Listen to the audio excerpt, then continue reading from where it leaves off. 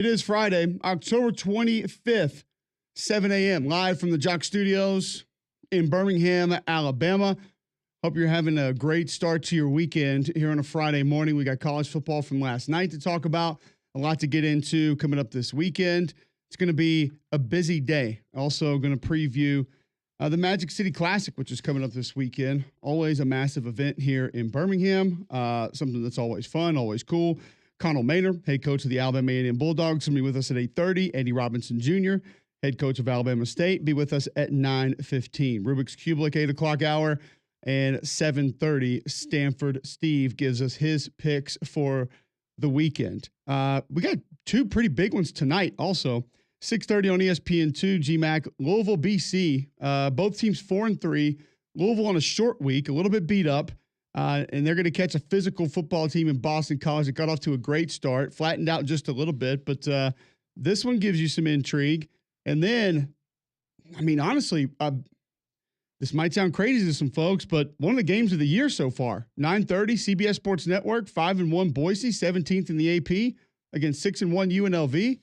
I mean, I have more interest in this game than I've had a lot of games this year. I don't know if I'll be able to stay up for all of it. I'm going to try, but we got two good ones on tonight. Really good ones. And I really like the Oh, by the way, Boise. 10 o'clock, Rutgers and USC. Sorry, forgot about the old 10 p.m. kick. I'll probably skip that one. I'll be asleep for that one. No disrespect. Even in the home of Rutgers in New York, I will be passing on that one with a noon start the next day. But I will be watching some Dodgers and Yankees and UNLV and Boise State. Because UNLV, Boise State, I know that right now we talk about it in the playoff sense, and it might not matter because they probably or could play in the conference title game a while from now, but we could very well be looking at the 12 seed tonight when those two teams tee it up. All right, game one on Fox tonight, 7:08. You get the New York Yankees with Garrett Cole on the mound. A massive game on the road with your ace. If they can find a way to steal this one, I'll feel great about things. They drop this one, I'm not going to feel. And I know it's a 7-game series. Feels a lot like that panic. goes into it. Feels like you should panic if you lose this one. No panic, just not going to feel nearly as good about the Yankees finding a way to get a win. And I think against Jack Flaherty, they have a chance to get him out quick. But this will be a fun one. I mean, it's Yankees-Dodgers World Series, so it's going to be a good one. I'm excited about that as well. But some massive college football games on at the same time. So it's going to be a fun weekend, and it gets off with a pretty good sports day yesterday. And then, obviously, we had some NBA going. You had NFL last night. You had some college football last night. Something in college football that we haven't seen in quite some time happened last night. Now, it was not in the Georgia Southern Old Dominion game, in which Old Dominion finds a way to take down Georgia Southern 47-19. Old Dominion gets to 4-4. Georgia Southern goes to 5-3 on the season. That does not help the Ole Miss strength of schedule. However, last night, the Pitt Panthers get to 7-0 for the first time since 1982. And we saw one thing that we have not seen in the ACC since 2016, and one thing that we have not seen in college football since 2005. And it was delivered to us by Syracuse quarterback Kyle McCord. So I got the adrenaline pumping through me. Allen motions out of the backfield. McCord looks left. It's intercepted. Touchdown, Pitt. McCord intercepted. Kyle Lewis. Touchdown, Pitt. One timeout. Well, it's just been that kind of night. Braylon Lovelace. Now, those did not happen on 3 consecutive plays, but they might as well have, as Kyle McCord throws 3 pick sixes last night, going full Jamie Howard. Never go full Jamie Howard. He would throw 5 interceptions total on the night. Kyle Lewis, Rasheem Biles, Braylon Lovelace, you just heard their pick sixes. Phil O'Brien Jr., Brandon George would also have interceptions. Goodness gracious, G-Mac. It was, I I don't know if Kyle McCord has always had the turnover genome, but he had it injected last night. Yes. That was an embarrassing effort across the board by Syracuse. I mean, seriously, an embarrassing effort. And I was watching it, and they kept talking about how, I don't know, advanced the defense looked. I'm like, I've played Pat Narduzzi before. Like, it's the same stuff he's always been doing. I'm not saying it's easy to play against, but it's not like Pat Narduzzi and them implemented this brand new system this past game or this past week to play in this game. Like, this is the same stuff they've been doing with the 3-down walk around stuff on 3rd down.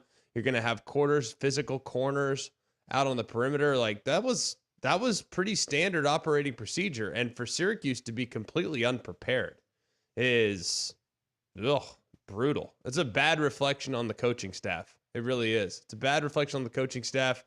And at what point do you have to pull the plug? Like, the guy's clearly having an off night. Like, you going to keep him in there and just make him keep throwing it to the other team? I don't know. I just thought that was a really, really rough. That was one of the first opportunities for the world to see a Fran Brown-led Syracuse team, and it was not a great performance by any stretch of the imagination. No, they've had some good ones also. I mean, you go back to the Georgia Tech game, the NC State game, obviously a massive win against UNLV. It sounds crazy this year, but it is. As you stated, Greg, that was a chance for people to kind of see, all right, let's see what you guys got. We've heard a little bit of buzz about you. We've heard some buzz about Kyle McCord, who, hey, on positive stretch, 7 straight 300-yard passing game. Longest in program history. So they got that going for them. But yeah, that was not what you wanted folks to see and not what you wanted folks to remember you by. You brought up an interesting point, and I don't ask this. I'm not trying to bring up bad memories or anything, but like, what's the most picks you threw in a game? 2. And see, so you never got to the point where you really started having that conversation that you mentioned, but I think part of the problem is, let's go back to Texas last week. Part of the problem is the way football in general is covered. Even if you make that move to just say, hey, I don't want my guy's confidence killed anymore. Like, he just needs a break. We need to just let him see some things for a minute. Then all of a sudden it's quarterback controversy forever. So I think that's a very. Who's the backup for Syracuse? It's a very difficult thing to manage. I think it's Michael Johnson Jr. Yeah, but I'm not asking. I'm not putting you on the spot. I just think the situation's a little different when nobody knows who the backup quarterback is for Syracuse, and everybody knows that the backup quarterback for Texas is Arch Manning. So it's a little different because there really is a large contingent of people that want Arch to be the starting quarterback of the Longhorns. I don't think anyone cares who the starting quarterback is for Syracuse. So I think it's a little bit different. No disrespect. It's a little bit different, but I understand the thought process because that's where everyone's brain goes nowadays. Like, second you pull a guy, it's like, he's done. He's terrible. He's done. He's done. He's the worst ever. It's like, no, sometimes you need a break. You just need to give somebody another look, you know, give them a break. Like, let's watch this from the sideline for a minute, man. Like, let's kind of see what you're seeing here. Maybe spend an extra series on the iPad, and we'll let Michael Johnson go in there and give it a few goes. But obviously was not seeing things well. Kyle McCord last night, 64 pass attempts, Greg. I know you're chasing points, but that 64 pass attempts with 5 picks. When you throw those together, it begins to really feel egregious just because you're like, wow, okay, we just kept going there. Just kept foot on the gas here, knowing probably what was coming. You get to that 3rd pick 6. I mean, what are the coordinator, quarterback coach, head coach talking about in the headset? Well, let's go for the record, boys. I mean, I guess we keep letting him rip. And the D coordinator finally chimes in. We'd appreciate it if you didn't. How about a handoff, guys? That'd be good. Can we toss it to somebody? Well, can't risk Not that. down honestly. the field, by the way, laterally, like behind us. Just rough, man. I don't know. My whole thing is, I think Syracuse, they're a pretty decent team. Like, that's what's disappointing about it. Like, they should perform better than they did. And it just stinks because I don't think many people have seen them this year. And that was kind of their first opportunity and likely only opportunity where a national audience is going to be paying close attention. Now, they have Miami at the end of the year, and maybe they pull that one off. That'd be amazing, right? But that it's just disappointing because that was your first opportunity and potentially only opportunity to make a first impression on America, and to perform that poorly is really disappointing. So, especially knowing that some of the other guys that were being considered for the Syracuse job are kicking butt and taking names. So that's going to be an interesting situation to watch. I don't know how Fran Brown's recruiting is going. But they've played well so far, so I'm just disappointed that now everyone's kind of drawn conclusions on a program that had some really bright moments earlier this season. Syracuse they have Virginia Tech at home next, at BC, then they're at Cal. UConn at home, finish up, like you said, Miami at home. So maybe they get some things figured out offensively and they can make that a dangerous game.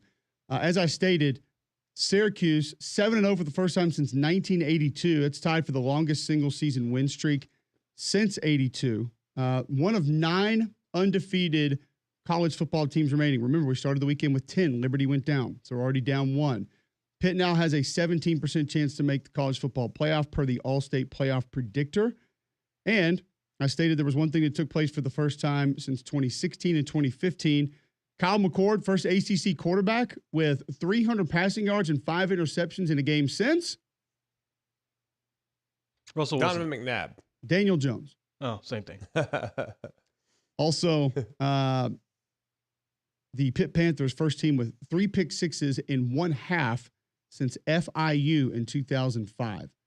So you had some things you had never seen and some things you hadn't seen in a long time from that Pitt-Syracuse game last night. And it continues to get our weekend off to a great start. We're going to have a lot to cover, a lot to talk to. We'll begin to get into this weekend's games. Talk a quick little bit of Alabama and Auburn on the other side. If you want to get in, 800-239-9569, 800-239-WJOX. You can also tweet in at Mac and Q. Be a part of the show there. Go watch us live. Search Jocks945 on YouTube, and you can watch the show live each and every morning. And you guys know as we head further into football season, that means changes in the weather are coming. Protect your HVAC system with a checkup from a trained comfort specialist, so when cold weather hits, you'll have peace of mind that you're protected by America's most reliable and trusted HVAC brand. Find a comfort specialist near you at Trane.com. And remember, it's hard to stop a train. All right, back with a quick look at Auburn and Alabama's matchups this weekend next on Mac and Cube in the morning.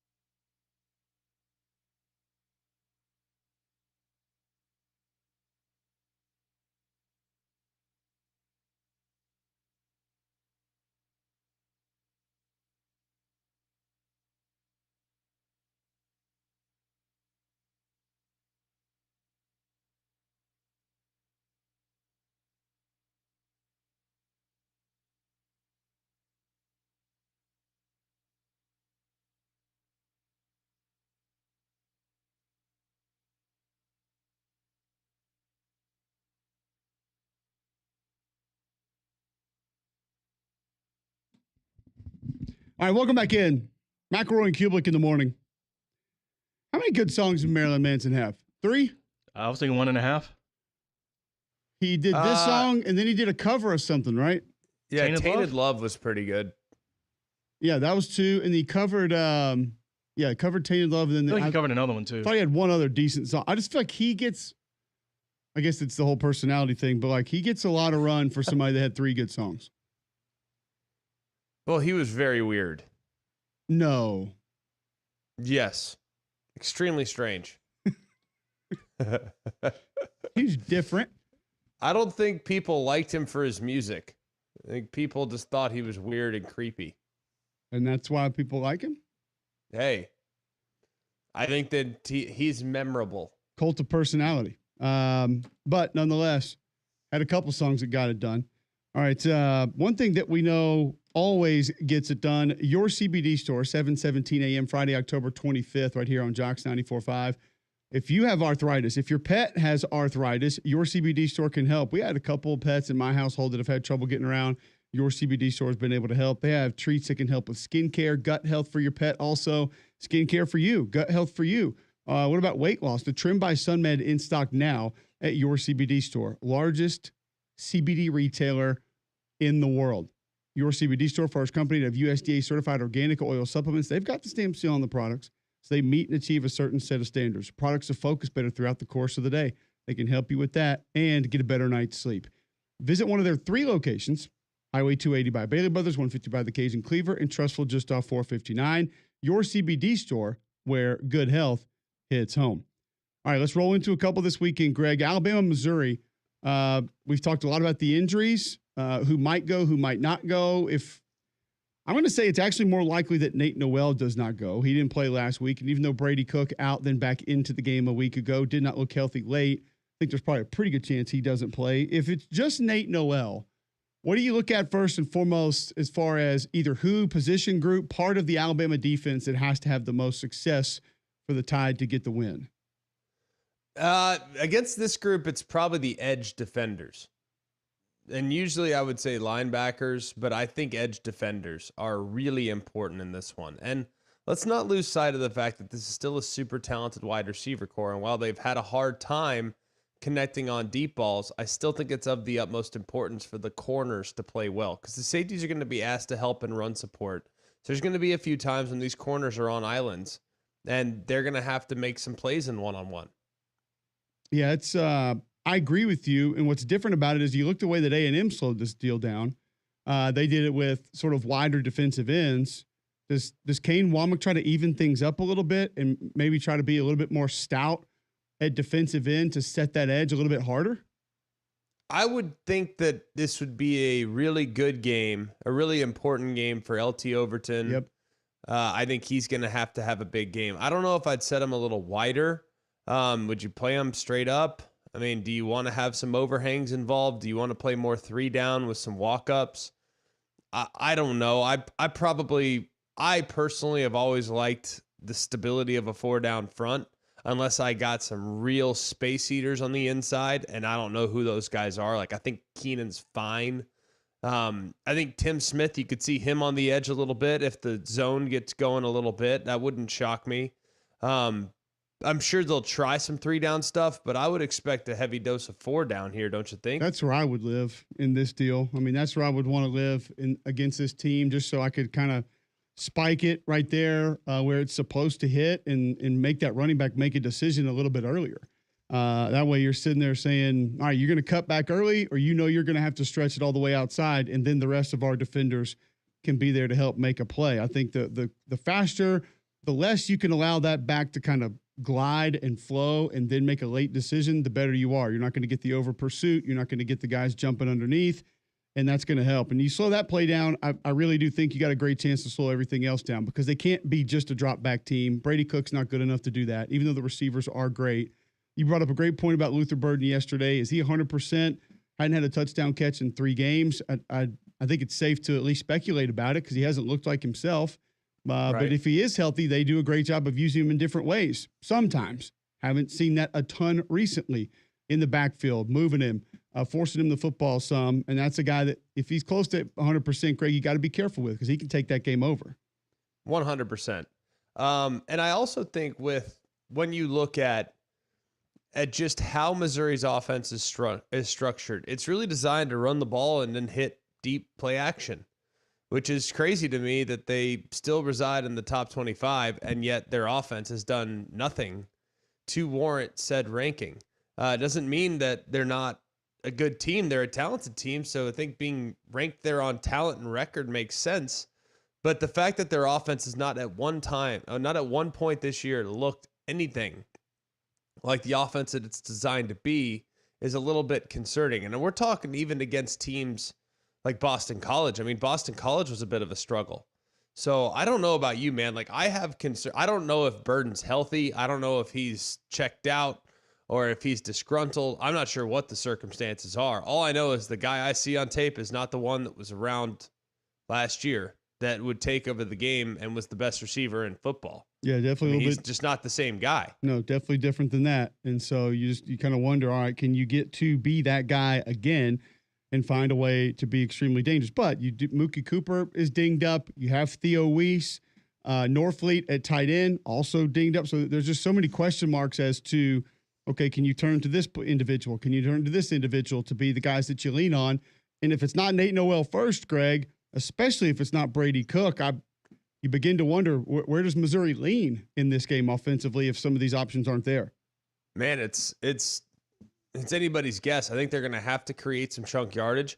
I think Bama's defense has played decent. I know people don't want to acknowledge the improvements because the sky is falling, but the defense, I think, the last 2 weeks has looked much better compared to the defense that we saw in the second half against Georgia and throughout the game against Vanderbilt. I think the defense has been better. Even against South Carolina, first half of that football game, they were 0 for 5 on third down.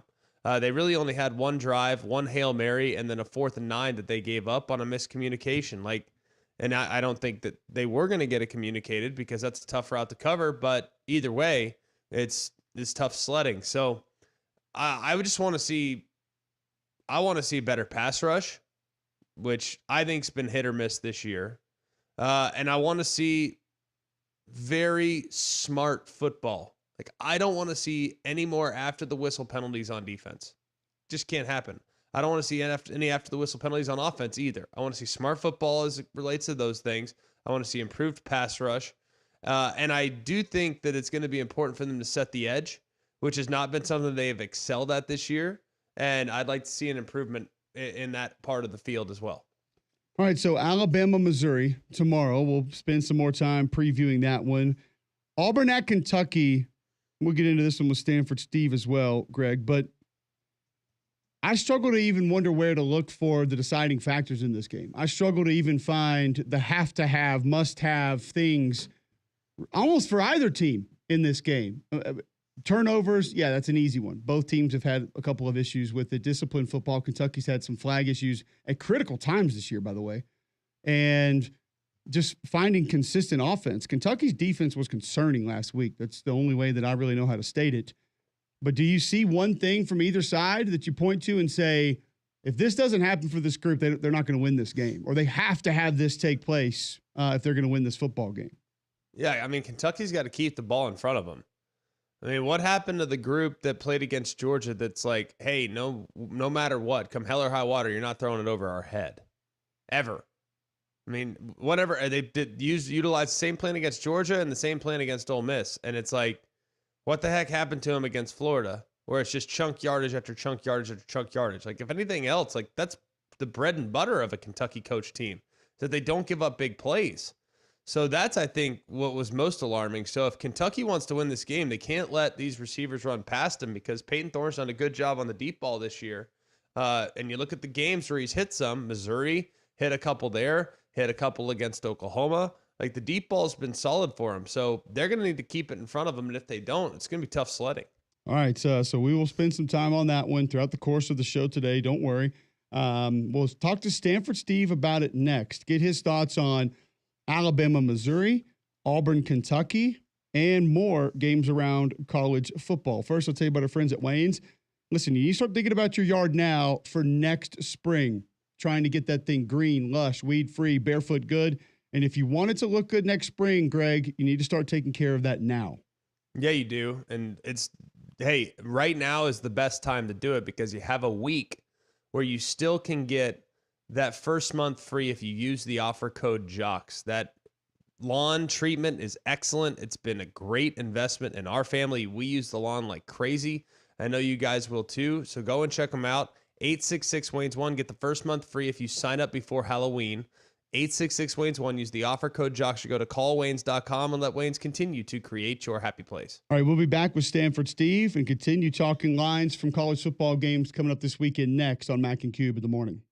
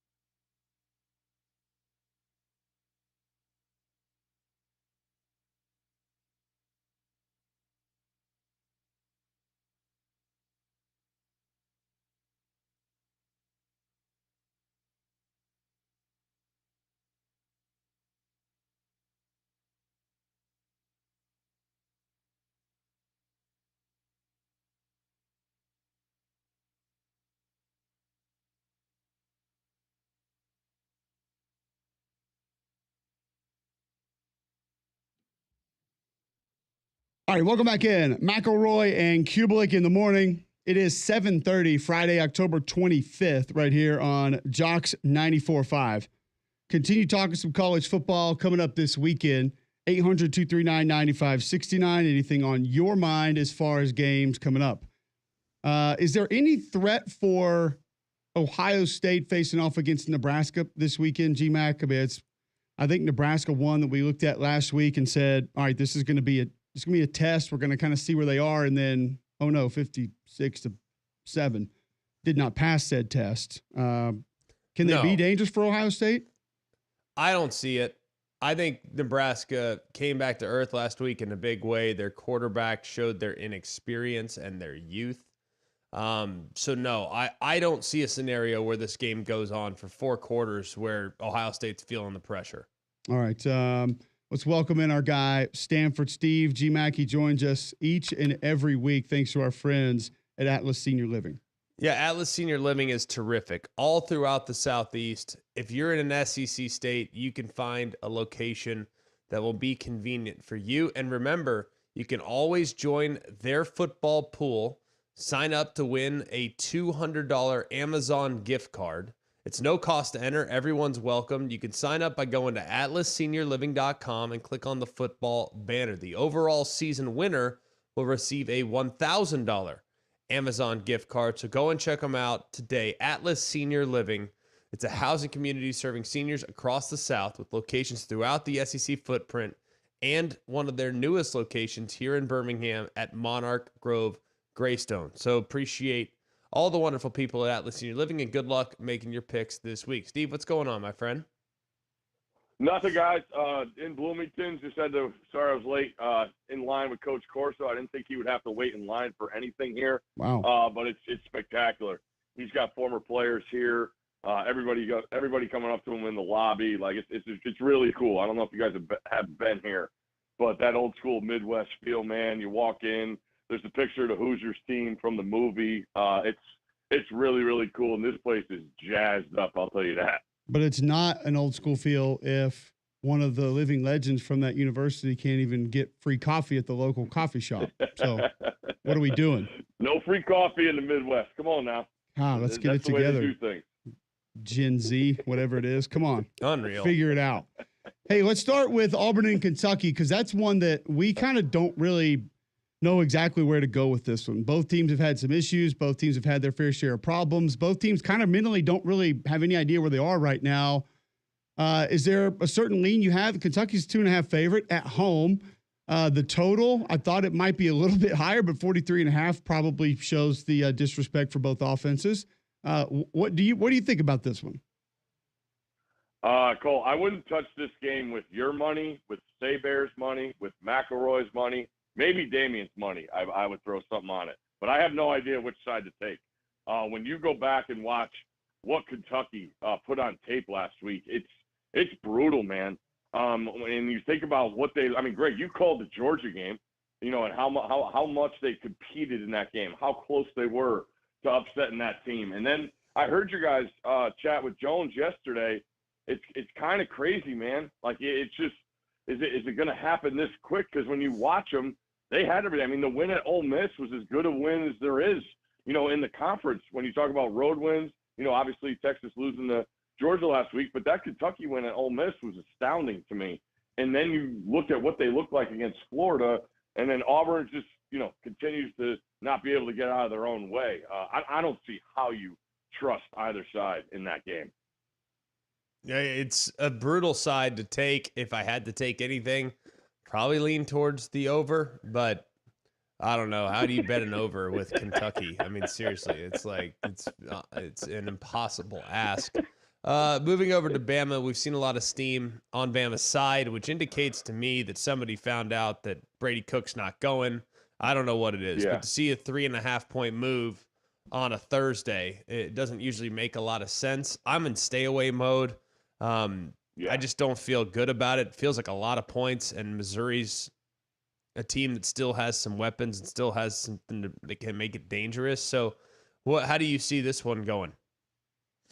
To me, it's what Missouri puts on the field, Greg. I mean, you guys touched on it. To me, from talking to people around Missouri, it feels like the bird and back issues are things that like come and go during games. I don't know if it's, to me, that would say like he has spasms, and it's all about going in waves about what he could do, but no touchdowns in 3 straight games. You think about him in that league amongst receivers before the season, he was the name every single person brought up for all first team, all conference, and the production is just not there. It's been a combination of, offensive line woes, protecting the quarterback's bad decisions, everything. So to me, it's Bama. The one thing I'd really like to see, Reese and I were on the sidelines for the Texas game last week, and we obviously started talking about the Bama game. And the one thing that we both agreed on is Milroe just hasn't run with the same conviction. You know, like they had design runs set up in that game. You're that close to going up 14-0. It's right there. Before last week, if you told me Bama was going to give up 24 points, I would have said they were going to win that game, no doubt. So I thought the defense played better, but just Jalen decision making, indecisiveness in the run game. From what he looked like against Georgia to last week, he just didn't look like he had the same speed, awareness, all that stuff. But to me, this one's all about Missouri and what they can put on the field. So I would side with laying them with Alabama. Stanford Steve with us every Friday. Thanks to our friends at Atlas Senior Living. A really interesting one in the SEC Saturday night, LSU at A&M. And one that I think we could go similar directions with our Auburn and Kentucky conversation of not knowing exactly where to go to feel best about this game, but more positives with those teams than maybe concerns or negatives with those teams. How do you view this matchup? A&M about a 1-point favorite right now, 54.5 your total. Well, as I continue to wait for our Joe Moore Award bracket to come out, I'm wondering where LSU is going to be in that. Maybe we could get that in a couple of weeks, Cole. I don't know if that's on the horizon. Only for if you. we get a show like McElroy on Tuesday nights talking about all the ifs, ands, and buts that could take place with it. You wouldn't be able to fill out a bracket. There's no way. No, to me, this is the matchup of the whole weekend in the conference. It's that LSU O-line against Texas A&M's D-line. And it's pretty crazy how, I was there for practice this Thursday before A&M's first game, and I'm just watching it. And I think I texted you, Cole. I'm like, you did. This is the O-line that A&M's going with. And then you see what they've progressed to and what that offense has become. And Elko playing his cards perfectly as far as Hyde and Marcel Reed before the Florida game, and then bringing back Wigman before the Missouri game. I think it's the best coaching job in the country right now. I can't say that out loud here because I'm in Bloomington and it's all Signetti. But what Elko has done, man, has been awesome. And when Nick Saban's asking him what he does on third downs to disguise stuff and hide stuff from quarterbacks, you're doing something right. It feels like the totally wrong side, but I'm going to ride with that A&M defense. I wonder about LSU's defense. Can they ramp it up again on the road?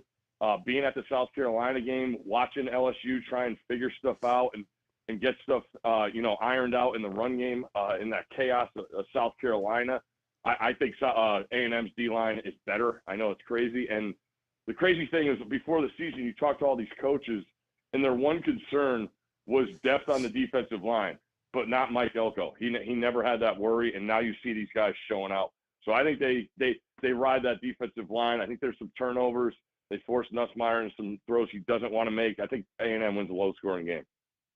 It's going to be interesting for sure. One of the strangest games of the weekends as far as the line is concerned is UCF. I don't know if you've even seen this one. Surely you have, if you consider yourself a sharp, even though you are a little public lately. Hey, I'll take winning. It's all about winning, Greg. Public wins sometimes, then they steal your lunch money in November. So hopefully that's what happens because some people have gotten their teeth kicked in recent weeks and they have no business getting their teeth kicked in because they're playing the right side. You look at UCF. UCF's a 2.5-point favorite. They are not playing good football. They're 1-3 in the Big 12. They've lost 4 in a row, and here they are, a 2.5-point favorite at home against the 11th ranked BYU Cougars. You have to play UCF. I mean, it's just an automatic, no doubt or play. How the heck is this line what it is? Well, you go back last year, it's the same exact situation. UCF playing Oklahoma State. I want to say Oklahoma State was like ranked in the top 8, and the line, I think it was a pick'em game, and UCF smoked them. And when you go back and watch that, it's how they did it. And the other side, running the football, Gus is always going to have a plan to run it. They were that close to pulling it off at Iowa State. I was really intrigued with that matchup, knowing what Iowa State likes to play up front and knowing you have to be able to run the ball against Iowa State. And then on the other side with BYU, they've been – I hate doing this because they're undefeated, but they've been as fortunate a team as I've watched in the country. When you look at the turnover margin – and what their defense has become. Last week, Oklahoma State has to make one tackle on a deep hitch, and they can't make the tackle, and BYU wins that game. They've been great at home. They were on the ropes. Baylor almost came back against them. But UCF has enough capability on offense that you're right. That's the only side you could play. And I'm pretty sure UCF will be on my screen tomorrow on game day. All right, I'm going to throw a random one at you just because it kind of stuck out to me. I think a lot of it maybe because of what happened last weekend. I think it was Friday night. SMU goes to Duke at 7 p.m. on the ACC network, but they're an 11.5-point favorite on the road. Duke 6-1, playing pretty good defense. Malik Murphy playing pretty good offensively. Is that too many points for SMU? Yeah, it feels like it, and I love what SMU has done. Love Rhett, what he's building there. Big decision to go with Jennings. That thing has worked out in his favor. So they've scored plenty of points. Duke's done a really good job. The issue is Duke's bad is pretty bad. Like they were that close to blowing that game last week against Florida State, and I'm sitting there, I'm like, you're going to play all this way. And Florida State's hanging around, and you got a possibility to blow this game. You can't do that when you're Duke. And you know what? They turned around, they got some stops, and they won the game. But I feel like that's your classic, road favorite given double digits where it's closer than the experts think. And Duke covers the number, but SMU wins the game. I don't know how I feel about Duke right now. I have never been so unimpressed with them. Whether it's the North Carolina game or the Northwestern game. Like, I watched that Northwestern game. It had to have been like week 2 on a Friday. I'm like, ugh. You know what I mean? It might have been week 3. But either way, it was like, ugh, gosh, not impressed whatsoever. A couple of interesting lines this week. Penn State, who doesn't trust them? They're a 6.5-point favorite at Wisconsin. Ohio State's coming up next week. I almost have to take Wisconsin in this situation. Home dog with Penn State. Katie barred the door. Yeah. And then the game that you're at right now in Bloomington, Washington at Indiana, 6.5 the spread. This time the home team's favored. Why is that line not bigger? So I'm thinking about taking the points in both situations because while I like Indiana and Penn State a lot, those lines just stink to me. Yeah. Why aren't they giving more than a touchdown when they're both undefeated and have, quality wins? To me, Madison at night is an awesome atmosphere, Greg. I know you don't like it as much as other people do. I tend to buy into it. All right. But you're a Big Ten guy. Oh, no, you're an ACC guy. Sorry. I'm an new blood ACC guy. Come on. But no, this is really hard, guys, because this place is going to be nuts tomorrow. With Pat coming back, with Coach Corso's 79 Holiday Bowl team, they don't have a lot to celebrate when it comes to football. And I just think about last year when we went to JMU and their uprise and having the undefeated season and all the talk about not being able to go to a bowl game. We didn't mention App State on that show once. And I stayed for that game, and App State beat JMU in overtime and kind of ruined a perfect season. And then everything goes the other way. Signetti ends up here. Diving in on the tape with Indiana, I watched the Taven Jackson kid when he came in. It's 28-7, and, he starts the second half. And I'm like, all right, they're just going to run the ball and get out of here. No, man, not Signetti. The foot was on the gas. He comes out.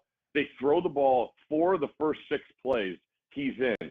He throws for 2 touchdowns, and they go on to score 28 more points in the second half. And I know, Nebraska's interest level wasn't what it was at the beginning of the game.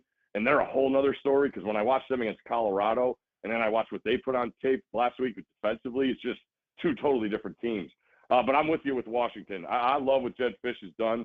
I just think it's really cool. The best story in college football in the Big Ten is Indiana. Undefeated season, trying to make the playoff. And now this week on the other side, who's trying to stop them but a Belichick? I just think it's really cool, and I think Washington's going to be able to keep it close. Yeah, that is pretty cool. All right, Steve. Always great stuff, man. Appreciate the time. Look forward to catching up with you next week. Have fun. You got it, guys. Have a good one. All right, that's Stanford Steve, GMAC, joining us on the Buyers Rock Hotline. As always, thanks to Atlas Senior Living. Yeah, once again, go to atlasseniorliving.com. Check out everything they can do for seniors and loved ones in your family with locations all throughout the Southeast. But more importantly, go and make sure you sign up for the Atlas Football Pool. You go to the atlasseniorliving.com website, click on the football banner, and submit your picks. Get a $200 Amazon gift card if you win, and $1,000 if you win for the season. So go and check them out, atlasseniorliving.com. All right, when we come back, we'll give you our top 3 of the day next. Mac and Cube in the morning.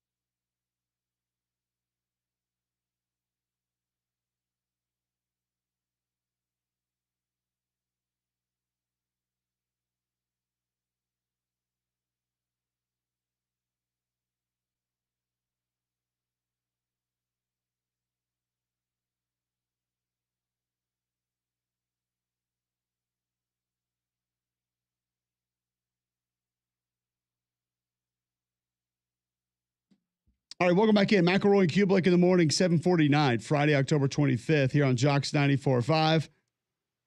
Before we get into our top 3, you can watch the show live on YouTube. Search Jocks 945. Appreciate everybody in Montgomery. Sports Radio 740 tuning in. Tell our listeners about Bromberg's, G-Mac.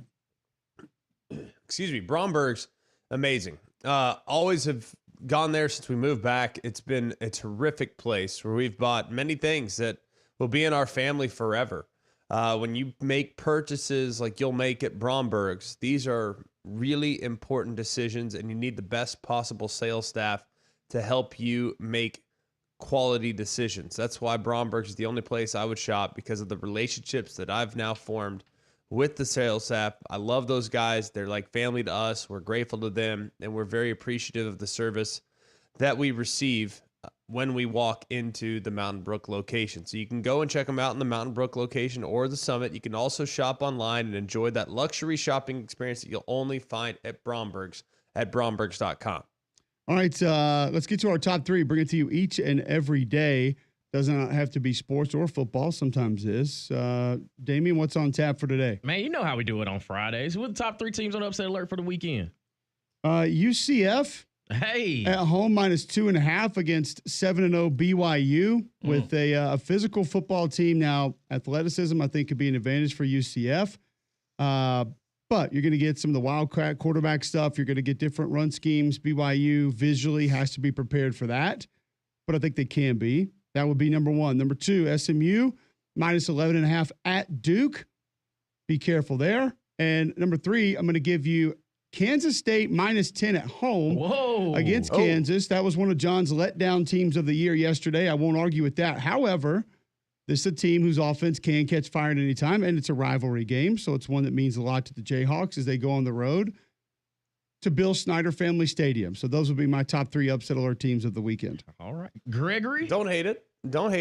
UNLV, I'm going to put Boise on upset alert tonight. Ooh. I think UNLV can score. I expect those teams both to move the ball with relative ease. I think Boise's really good, but I'm not sure anyone realizes just how good UNLV is. Yeah, they have one loss on the season. That was to Cuse. This is a good football team. I think they can make life difficult on the Boise State Broncos there. From Vegas, another one. There's actually a handful of upset opportunities. I think we got a good card if you're looking for underdogs this weekend. I really believe that. All right. I don't hate your Kansas pick at all. I think Kansas makes a lot of sense. I'm going to go Cincinnati over Colorado. That's at Colorado. Colorado's a 6.5-point favorite. Everybody and their brother starting to drink the prime Kool-Aid. Be careful. Cincy's been playing really good football this year. That's a punch you in the face type of outfit there. Be super careful there. I'm going to put Penn State on upset alert as well. At Wisconsin, night game. Whiskey. Team that's steadily improved since the beatdown at the hands of Bama.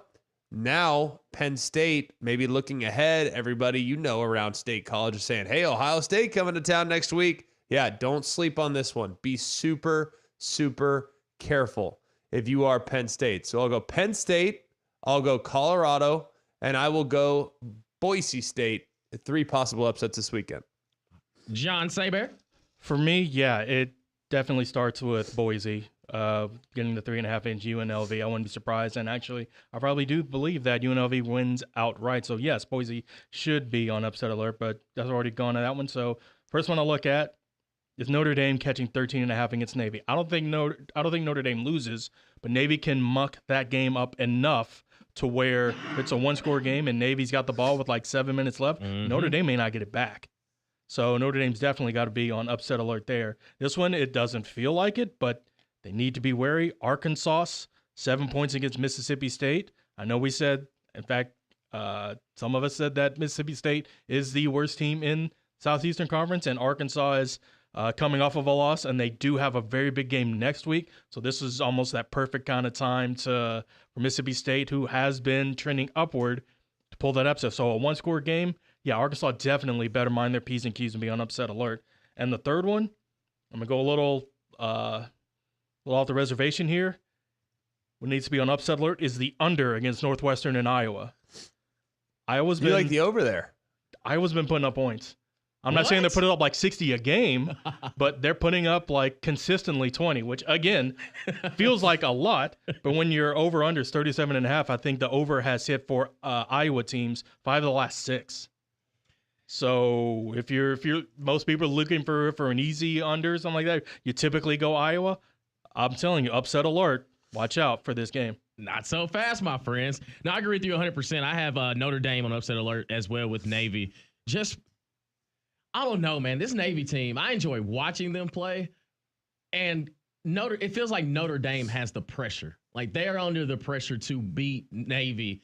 And Navy right now is just kind of playing with house money. It's like, hey, we didn't think, like, not many people thought we'd be in this position anyway. And since we're rolling like this, keep the momentum going. Number 2 for me. Let's just say this about that game quickly. Navy should be concerned about getting the football back as well. Just be careful of that one. So 10-4. I agree with you too, John, on Arkansas and Mississippi State, especially if Arkansas continues in situations to turn the ball over, that Mississippi State offense, just because of their design, they'll be able to light you up. And then it becomes Arkansas starting to press, and it's, okay, well, now the cage is starting to rattle, and maybe Mississippi State can pull it off. And number 1 for me, a team that has been disappointing, but it just feels like this is one they could potentially get. I think Baylor's on upset alert against Oklahoma State, because it feels as though like Oklahoma State was figuring some things out in the matchup with BYU. If they could fix a little bit of some of the things that they messed up on last week, they could get Baylor. All right, so that's your top three of the day. Teams on upset alert. Greg going to be on that Notre Dame Navy game. We'll talk about it a little bit later in the show. When we come back, we've got a lot of college football yet to cover, but the Rubik's Cubelic will be back. Couple of games that we are going to let the computers decide who wins, and we'll give you those numbers when we return. Connell Maynor, Alabama A&M head football coach, going to be with us at 8:30. A.D.C. Robinson Jr. going to be with us at 9:15. Alabama State head football coach. Super Sofa games of the week coming up to close things out as well. A lot more college football to come. Your feedback. Text in 205-834-9450. Tweet in at Mac and Q. We'll get to those next hour on Jocks 94.5.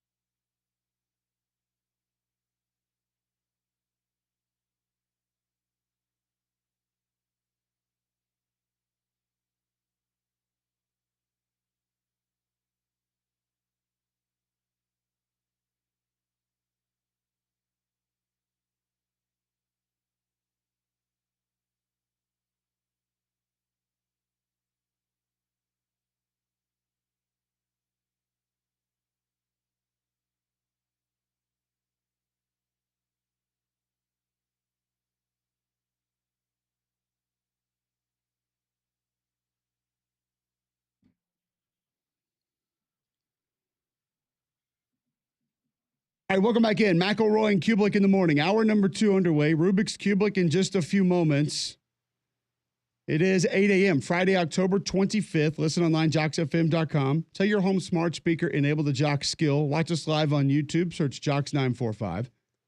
Grab the app, and you can do almost all of that. Watch it, listen to it, find the podcast. Search WJOX there. You can get everything you need.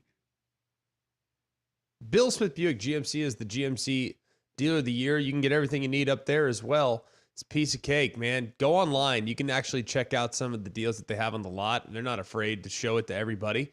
You just go to Bill Smith Buick GMC. You'll see exactly what I'm talking about. You'll see a 2024 GMC Sierra 1500 SLT Really nice trim level. $67,860 is the list price. They'll get it to you for under $55,000. That's officially $54,360. And it's deals like that that keep people coming back, because 75% of their business is repeat customers, because most people acknowledge, man, I'm just not going to get a better deal than the one I get at Bill Smith Buick GMC. So take the short drive up to Coleman. You'll be so glad you did. It really is a game changer. You'll be so pleased with the service that you receive from Andy Cole, Jonathan Yeager, and their incredible sales staff. So go shop online, or you can have it delivered right to your driveway, or you can go see them in person up I-65 exit 310, Highway 31 in Coleman. Bill Smith Buick GMC. We are professional grade. All right, so every week we let the scientists up at Redstone Arsenal decide who is going to win college football games. It is the Rubik's Cubelic. Last week, a winning record to take us to 7-6 on the season. Only game missed last week was Georgia and Texas, which was also a pretty confident Texas pick. But that doesn't matter. The numbers change every week, and we reprogram everything on an annual basis and weekly basis and daily basis and hourly basis, because it's a computer program. So they can see clearly? Now, like Ice Cube said. All right, let's start here in the state. Missouri coming to Alabama. Saber, plug it in.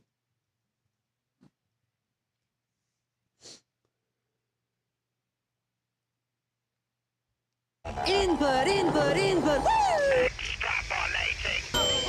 All done. All right, game in Tuscaloosa. Advantage Crimson Tide. Missouri 172 a game on the ground. Bama 164. Advantage Tigers. Missouri 115 yards allowed per game on the ground. Alabama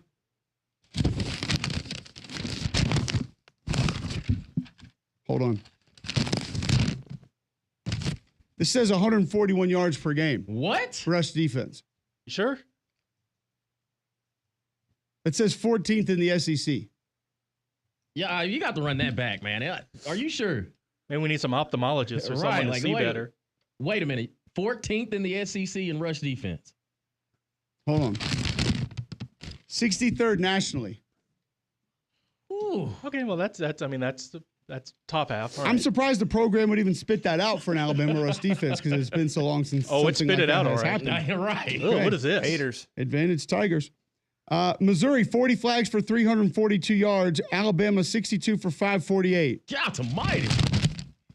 That says 15th in the SEC. Just double checking. Not last. Right. Fair. Not last. That's an accurate statement, and I guess with the computers we're going for accuracy. One more time quickly.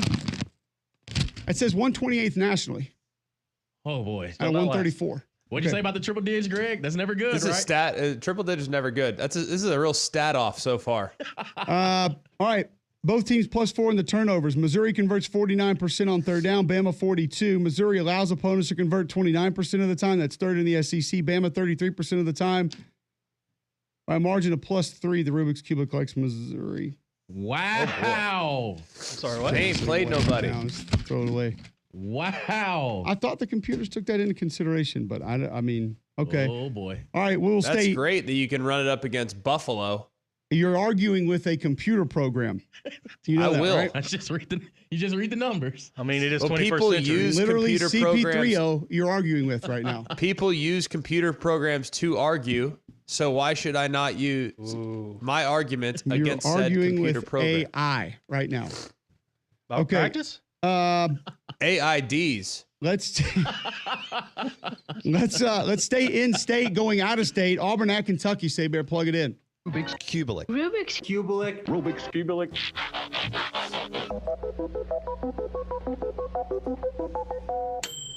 All right.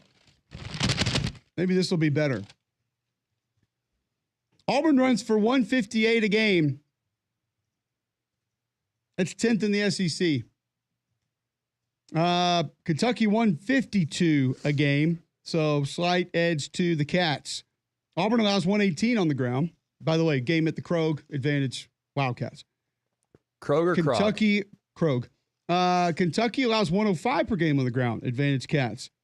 Auburn pretty good in the penalties, 42 for 388. However, Kentucky 43 for 301, which makes them the least penalized team in the Southeastern Conference.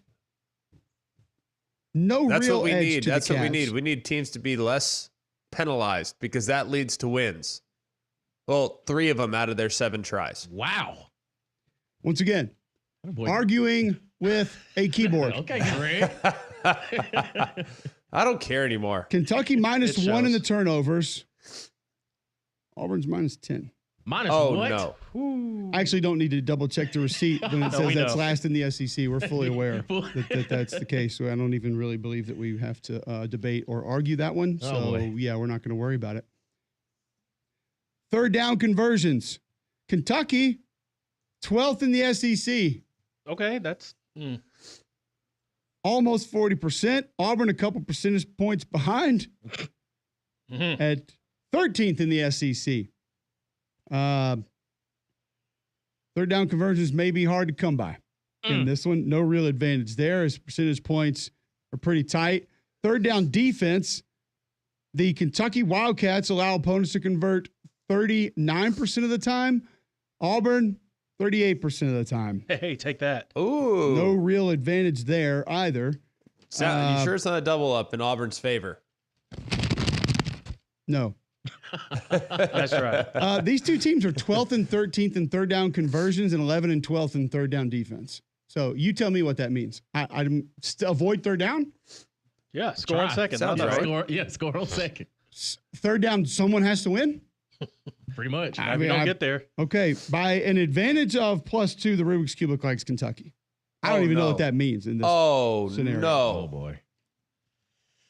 At least we know one in-state team's winning this weekend, right here in the Magic City. That is true. Kind of, yeah. have to. That is true. Yeah. Ties have been eliminated. You're not wrong. All right, tonight, we mentioned this is a big game, fun game, excited about this game. Boise at UNLV. Say Bear, plug it in. Major input. Input. Woo! Oh, done. All right, game is this still Reliance? So have we changed the name of this place yet? I think it's still Reliant. It's been a year. I feel like we Correct. need a new sponsor. So that is, I guess, are they allowed to have the turnover slot machine this year?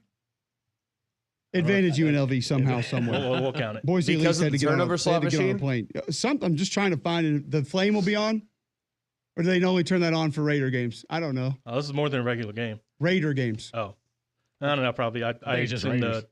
the family would be asleep. All right, Boise $290 a game on the ground. We all know why. Ashton Genty's amazing. God, UNLV.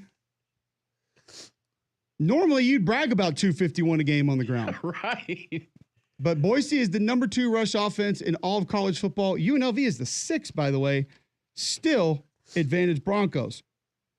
UNLV, first in their conference, allowing 104 rush yards per game. Boise allowing 106 rush yards per game. So neither team giving up much on the ground. Boise, 33 flags for 294 yards. Let me see here quickly. I got to double check. Can someone tell me Boise's record? Oh, it's 5-1, right? Yes. Right. Okay, Well, they Can't have one confirm. loss. I don't know how many wins. 5 wins. Oh, okay, got it. Because That feels right. Yeah, 33 5-1. flags for 291 yards. That feels pretty good, and I feel like 5 wins they were able to get by not being penalized a whole lot. So, just based on our arguing with the computers 2 games ago, double checking the receipt there. Okay. UNLV 42 flags for 402 yards, advantage Boise. Boise +1 the turnovers. That's good. It's not bad. It is not bad until you look up and see UNLV is +12. Wow. And that's not even the best in the nation. Tied for second with Navy. James Madison is +16 on the year, but that is a big advantage for UNLV. Boise, 54% on third down. UNLV, 38. They don't get to third down. That's what it is. It's Fair. scoring first and second. That's why. Now, flip it around again, and you tell me how this thing works out, Greg. UNLV allows opponents to convert 37%. Boise allows opponents to convert 46%. We got another third down conundrum on our hands. You call it a conundrum. I call it quality.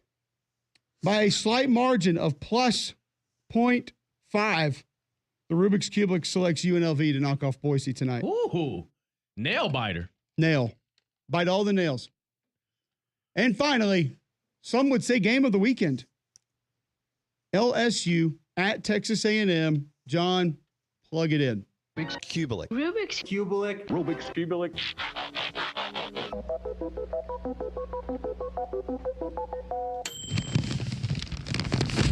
Forgot people can see how the receipt comes out now. Much more technologically advanced than you would have ever imagined with audio only. Game I'm is sure a lot of people left it up for the imagination. Sure they did. Kyle Field, advantage Aggies. 128 a game on the ground for LSU, 219 for the Aggies, advantage Aggies. Oh, wow. These two defenses allow 115 and 116 a game on the ground, therefore, no advantage. These two teams both have 52 flags on the season. 454 for A&M, 402 for LSU. Could come back and be a slight edge for A&M if need be. Turnovers, +4 LSU, +5 A&M. Third down conversions, 49.45% for LSU. That's third in the Southeastern Conference. It's pretty good, right? Yeah, absolutely. Not bad. Texas A&M right there with them, 45.45%.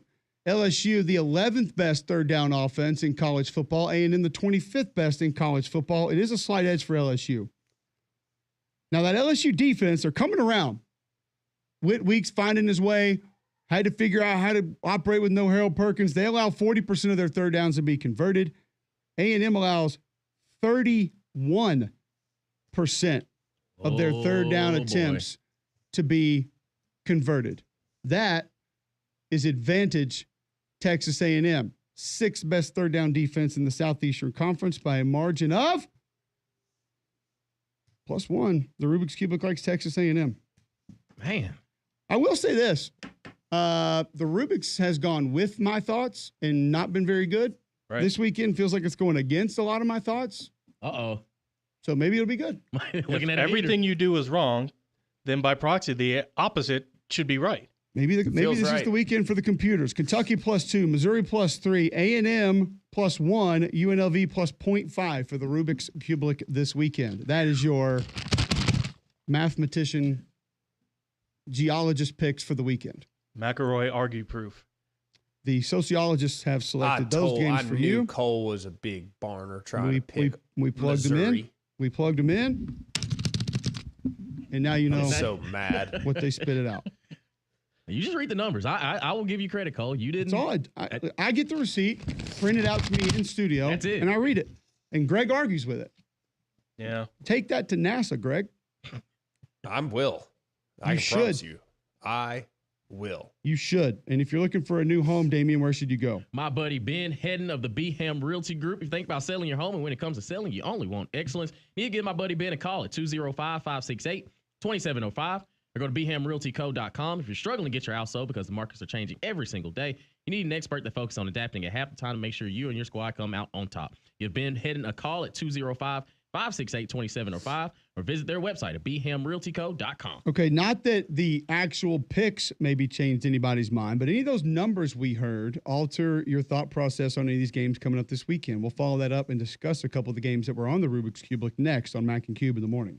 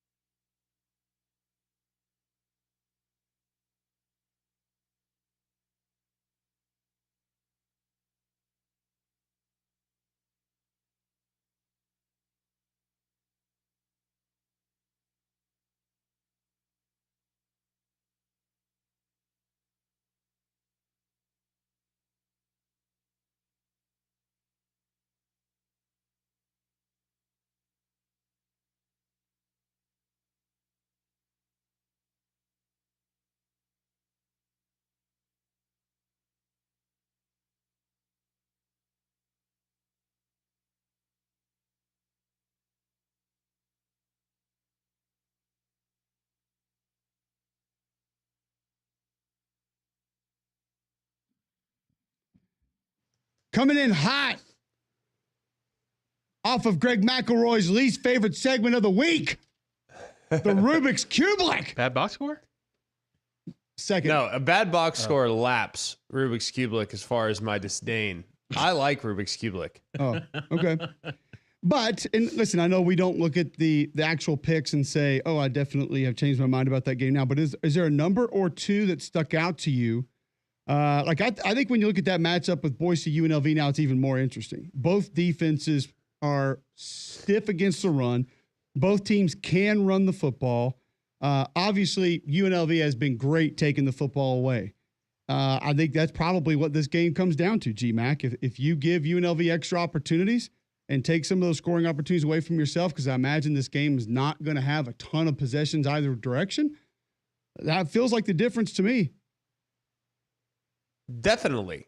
And I look at the one that you said about, well, Missouri's interesting, but I'm not that surprised, given the quality of the opponent that they've faced most of the year. But I look at the matchup that we got between Auburn and Kentucky. I just didn't anticipate it being as one-sided as it was going to be. I thought it'd be kind of a toss-up, lesser of two evils type of situation. Wouldn't you agree? Well, you weren't totally wrong. 152 and 158 rushing yards for each team, 42 and 43 penalties on the year. And then basically both teams are 40% on third down. I just think the turnovers is kind of similar to that UNLV Boise game, except those teams are playing well in other departments. The turnover is the big differential. I mean, Auburn's the last in the SEC in turnover margin, and Kentucky hasn't been great, but they haven't been near as bad as Auburn's been. So, and I just think too, some of the offensive numbers that are out there with Auburn are a little bit surprising when you see some of the things that people are concocting about leading the nation in passes completed of 40 yards or more. Found that one the other day. Also when you think about just kind of let me find the text that this guy sent me real quick with this tweet from yesterday. This Ben Stevens, that's our guy from Sports Grid, by the way. Yep. Is the one that put this out. The Sports Grid. 27 FBS offenses average at least 6.5 yards per play. 29 FBS defenses allow 5 yards per play or less this season. Only 7 FBS teams are doing both. Army, Indiana, Ohio State, Ole Miss, Penn State, Texas, the outlier, Auburn. Whew. What the other 6 teams, Auburn 2 and 5, of course, the other 6 teams 36 and 4. It's not hard to find the one that does not belong on that list. So as hard as it is to find sometimes, Greg, as tough as it is to imagine, there are some good things that Auburn has been doing this year. No question. They've had some great moments, but they seemingly make critical mistakes on the most pivotal downs of the game. Like if the game comes down to 5 plays, and it never does, but in theory, the 5 most important plays, if we're going to weight them out as far as their contributions to the outcome, they probably have lost 4 of the 5 almost every week, which is seemingly inexcusable. It's just impossible. Just by averages, you wouldn't lose that many. But you look at it, I mean, how many different examples can you point to? And let's say there's 150 snaps in the game, including special teams. And the 5 most critical, they've probably lost 80% of them. Would you agree? Yeah. And that's what's crazy, because they're not a bad team. They execute poorly in the most important situations. I think the other number that stuck out to me would be, the Alabama penalties, we know they've been bad, but when you see 62 flags compared to some of these other teams, UNLV and Auburn with 42, Kentucky with 43, LSU and A&M with 52, Missouri with 40, you realize just how much that's been impacting things for this Alabama football team. We mentioned 15th in the Southeastern Conference. You talk about 128th, I think I said nationally for Alabama in penalty flags. That makes it harder to believe that it can be reversed, Greg. That makes it harder to imagine that can just all of a sudden change. Yeah, it's hard. There's no doubt. It's not something that can get corrected overnight. It's just not.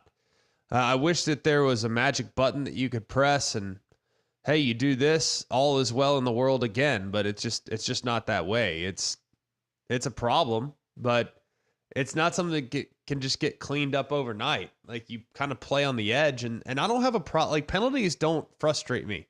Like, you get a holding call, you get a pass interference. Like, I can live with that. You get, how many incidental face masks has Q Robinson had this year?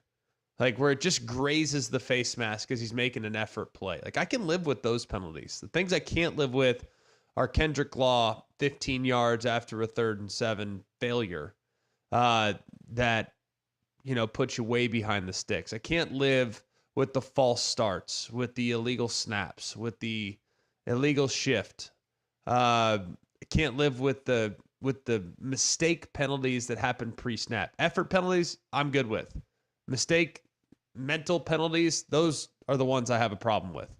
The rush numbers too for Alabama, 141 per game. It's just it's not what we expect to see. It just is. I mean, even personnel alone, you would think that that's not going to be feasible. And you look at the season, you say, okay, South Florida, maybe some quarterback run, leave the pocket a little bit, got to 206. Tennessee, obviously, continued to lead on it, busted a couple big plays, got to 214. That's 200-yard rushing games opponents have had against Alabama this season. Between 2016 and 2023, they had 7. So the previous Are you concerned 7 about years, the run game? The previous 7 years, they allowed 7 games of 200 or more yards rushing. They've allowed 2 this year. So are you really concerned about the rushing attack? Depends on who's available from Missouri.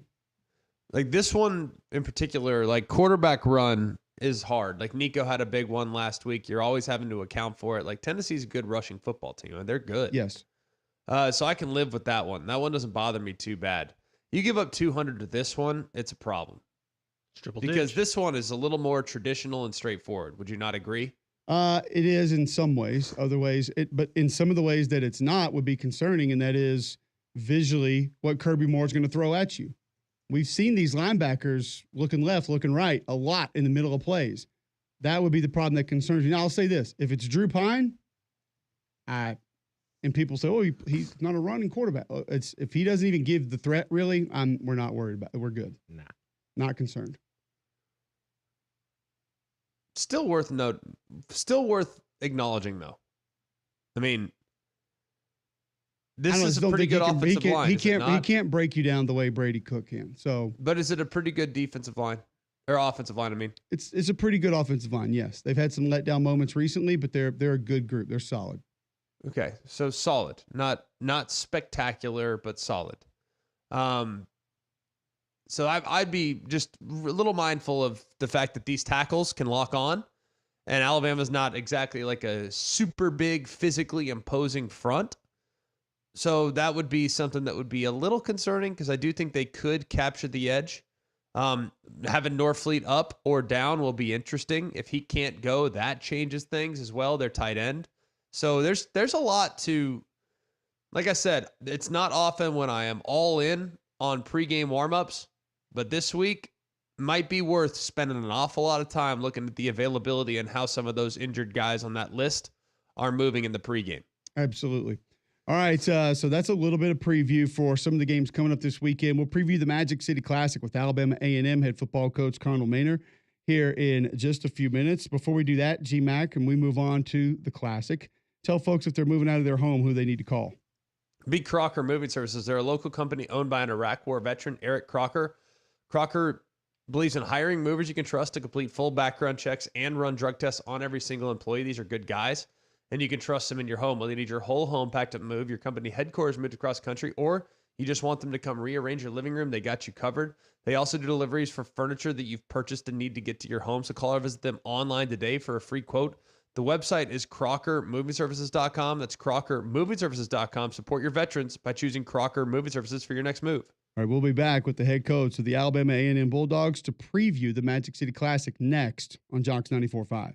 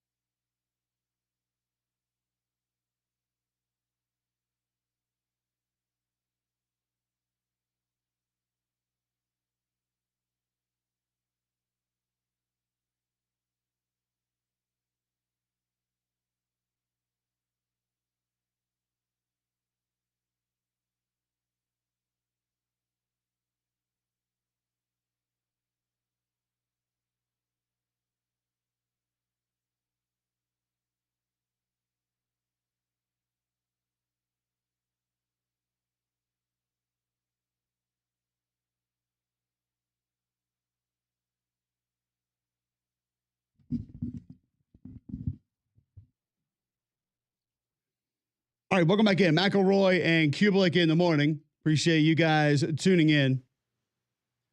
We've got a massive rivalry game right here in the Magic City coming up this weekend. It is one of the best sporting events of the year in the state of Alabama. 2:30 ESPNU. The Alabama A&M Bulldogs come in 3-3, taking on Alabama State also at 3-3. Connell Maynard, head coach of the Bulldogs, always entertaining, always fun, joining us now on the Buyers Right Hotline. Coach, do you stay to a pretty similar script in this game every year? Is just how you talk to your team about it, how you manage things heading into it with everything else that goes on, and just how impactful it is to so many people? Yeah, I mean, it's almost like another homecoming. You know, you got so many outside distractions. We have a parade. You got luncheons, and you know, we get to go by the museum, and just so much stuff going on outside of football. So you try to keep the guys focused, understand that everybody's coming to see us play a game, and there's probably 70,000 inside, another 70,000 outside, and just a huge opportunity for us to go put on a good show and maybe recruit that area and get a win against our in-state rivals and get another conference win. I know it's massive for your fan base, and the opportunity is enormous, and the excitement and the build up to the game is paramount. But how do you keep the main thing when there's so many other things that could be drawing the attention of some of your players? That's just it. You know, I tell those guys, you got to be really mentally. It's a physical game, but it's a mental game also. And the physical part is over with Tuesday, Wednesday, Thursday practice.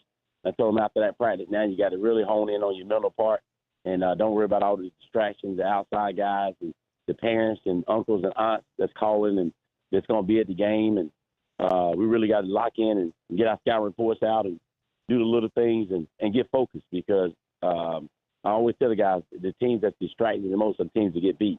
Teams that worry about the weather, hot, cold, rain, wind, and not focus on just playing football. The team is going to get beat. So we got to really be locked in mentally. Well, hopefully the weather won't be too much of a factor this weekend because it looks like it's going to be a perfect day here in Birmingham. Yeah. At least it did a couple days ago. I haven't checked it recently, and you know how we do with weather around here, Coach. Like we ain't worried about it because we can't control it. But that's teams, you know, the team so far this year, there are challenges to every season, right? I mean, just figuring out, especially nowadays, man, it's hard as can be to field a roster. There's been some really good moments. There have been some disappointing moments. So, you know, what have you guys worked on here in the last couple of weeks to kind of get this team playing well at the end of the year? Just staying with it. You know, it's a process, and you know, we got a new DC, and so we knew, and we got some new players. So just getting that chemistry going over there, and offensively too, getting the chemistry going, finding the right guy at quarterback. We was trying to find the right guy, wanted somebody to step up, and we was playing 3 quarterbacks on offense, and just trying to find the right guys. You know, DJ Wells, one of our freshman wide receivers, has been one of the guys to step up. He didn't play early. So you just got to find out who can do what, and you really can't tell until you start playing other people and playing different opponents. And that's kind of where we were this year. We did have a couple of good games early and a couple of bad games early. But then once we got to see what everybody can do, everybody's weakness and strengths against other people, now we're kind of putting it together. So the defense played well. The second half of the Jackson game, the offense exploded. And then, of course, last week against Bethune, both sides of the ball played great. So we're playing good right now. We had an open week and got a chance to heal up a little bit better. So we're expecting to play good tomorrow. Coach, this is a tough rushing attack that you're going to face. Jameer Holtzclaw, Daquan Kinsey, they have different ways that they find to be able to run the football. They've alternated some quarterbacks, but running the football is something that's been consistent. What's key for your defense to be able to slow that Hornet rush attack down? Just that, you know, we got to stop those 2 guys. And you can't stop great running backs and great attack, but you got to slow them down and control them. Don't let them get those big runs, the big plays. We got to take the big plays away. We can stop them from breaking long runs, keeping drives going. That's the key. So we got to try to force a couple of turnovers too.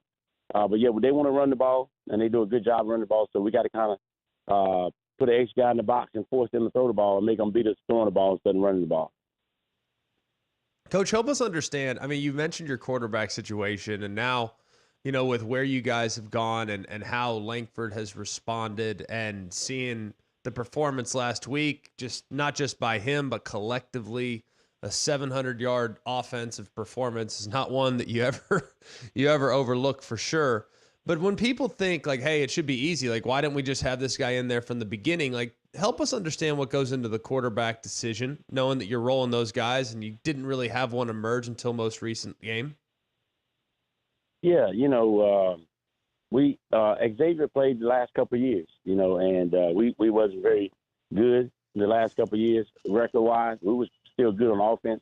We weren't very good record-wise, and so we brought a couple quarterbacks in, and we got those guys opportunities to win the job, and they didn't do it. And Xavier was watching. He was number 3, and he didn't go in the portal before camp started, knowing that he was number 3. He stuck it out and, said he wanted to be a part of the thing, help out any way he can. And I always tell the guys, I'm going to play the best guy when the best guy becomes the best guy. So you keep working every day, keep working on your craft every day to get better. Because when the best guy becomes the best guy, that's who's going to play. And so he put his head down, kept grinding, kept learning.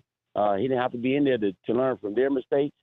And he had that opportunity before. So now when he got the opportunity again, he really cherished it more than he has in the past. Because in the past, he was going back and forth with Quincy Casey. Now he knew, okay, I'm going to get this chance, this opportunity. I can't let this opportunity slip through my hands. And so he went out and executed, did all the little things that we asked him to do, getting us in the right play, making sure the receivers lined up right, making sure the backs knew what to do, changing up the cadence, helping out the offensive line. He's just playing the position of quarterback at a very, very high level. And he should be. It's his 4th year in the system with us, and he started on and off the last 2 years. So he's just taking everything and put it together and knowing this is his last opportunity and didn't want to mess it up, and he's taking the ball and ran with it. Connell Maynard, head coach of the Alabama A&M Bulldogs, getting set for the Magic City Classic tomorrow, 2:30 ESPNU. On the other side of the ball for you, Cortez Andrews, what has he meant to your team this year? Guy's been all over the place. He's in opponents' backfields making plays. I imagine you need this linebacker to show up for you big tomorrow. Yes, sir. I took him and Xavier down to the press conference Wednesday.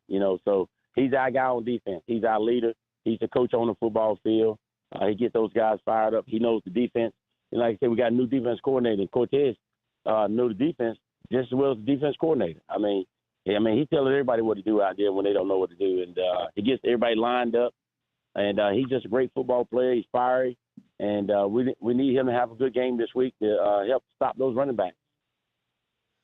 What about when you look across at it, and we know that this is a good group that you'll be going against at Alabama State, and you guys have done a good job of time possession. You guys done a good job as far as your conversion percentages on 4th down. Like, are you using analytics when it comes to these things, or are you more kind of hey, I'm going to go with my gut type of approach when assessing being aggressive by giving your offense 4 downs to get it? No analytics, all situational. My gut and how the game flow is going, what plays we've been running good, what plays they've been giving up, who I have in the game, what's the score of the football game. All of that comes into play with me when I go for it or do something like that, onside kick, fake punt, trick play, whatever. Go for it. I mean, all of that depending on the score of the game, the situation, what we're doing good, what they're doing good. Because a lot of times we might just go check with me and see what defense they're in, see what they're giving us. And if they just giving us something, got an uncovered receiver or something that we can take the ball and throw it to the guy. This college football, this D1 football, man, we can't take the ball and throw a 5-yard completion. When they give it to us, then we don't need to be playing. So it's just situational. Analytics, I don't agree with analytics. I believe in situation. Connell Maynard, head coach of the Alabama A&M Bulldogs, with us previewing Magic City Classic. All right, Coach, you are you're known for your massive personality. What's your approach in this game? Coach Robinson. You trying to get a little trash talk going? You trying to avoid him? You trying to be kind of a little bit humorous for the game? What are we trying to stir up here as we approach kickoff? Not too much. Me and Eddie's we became real good friends. We played against each other in '91. when he was at Alabama State and I was at North Carolina A&T. And he's a great guy, great football coach, and we like to have fun and joke around. But anything that we do say or anything is just jokes and just trying to get people fired up. But we text each other all the time.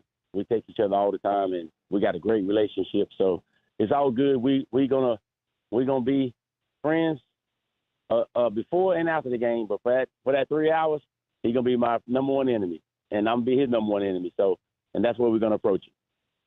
He feels like he was about as close to a trained killer on the field as you could get. Is that what you got from him when he was playing? Yeah, he was pretty good, man. He was pretty darn good. He was good. He seems no nonsense. Yeah. No nonsense. He was pretty good. I already talked about Eddie Robinson Jr., they linebacker. Eddie Robinson Jr., NFL prospect. And he had an outstanding game when he played against me. He was a good football player. I imagine you during games when you played, probably not much to say when things happening there. Oh, no. I talk more junk than Ric Flair. Well, but you always did it between the whistles, though, right, Coach? Like you never allowed it to go beyond the actual field, right? Like it was always between the whistles, like you tell your players to do. Oh yeah, right. Always between the whistles before the game, try to get in their head right before the snap, try to get in their head or something, and so just try to mess with them mentally. Coach, we appreciate you hopping on with us. We're excited about this game this weekend. It's always an awesome event, and best of luck to you. All right, thank you. Thanks for having me, man. Yes, appreciate sir. Y'all. Connell Maynard, you too. Good luck this weekend.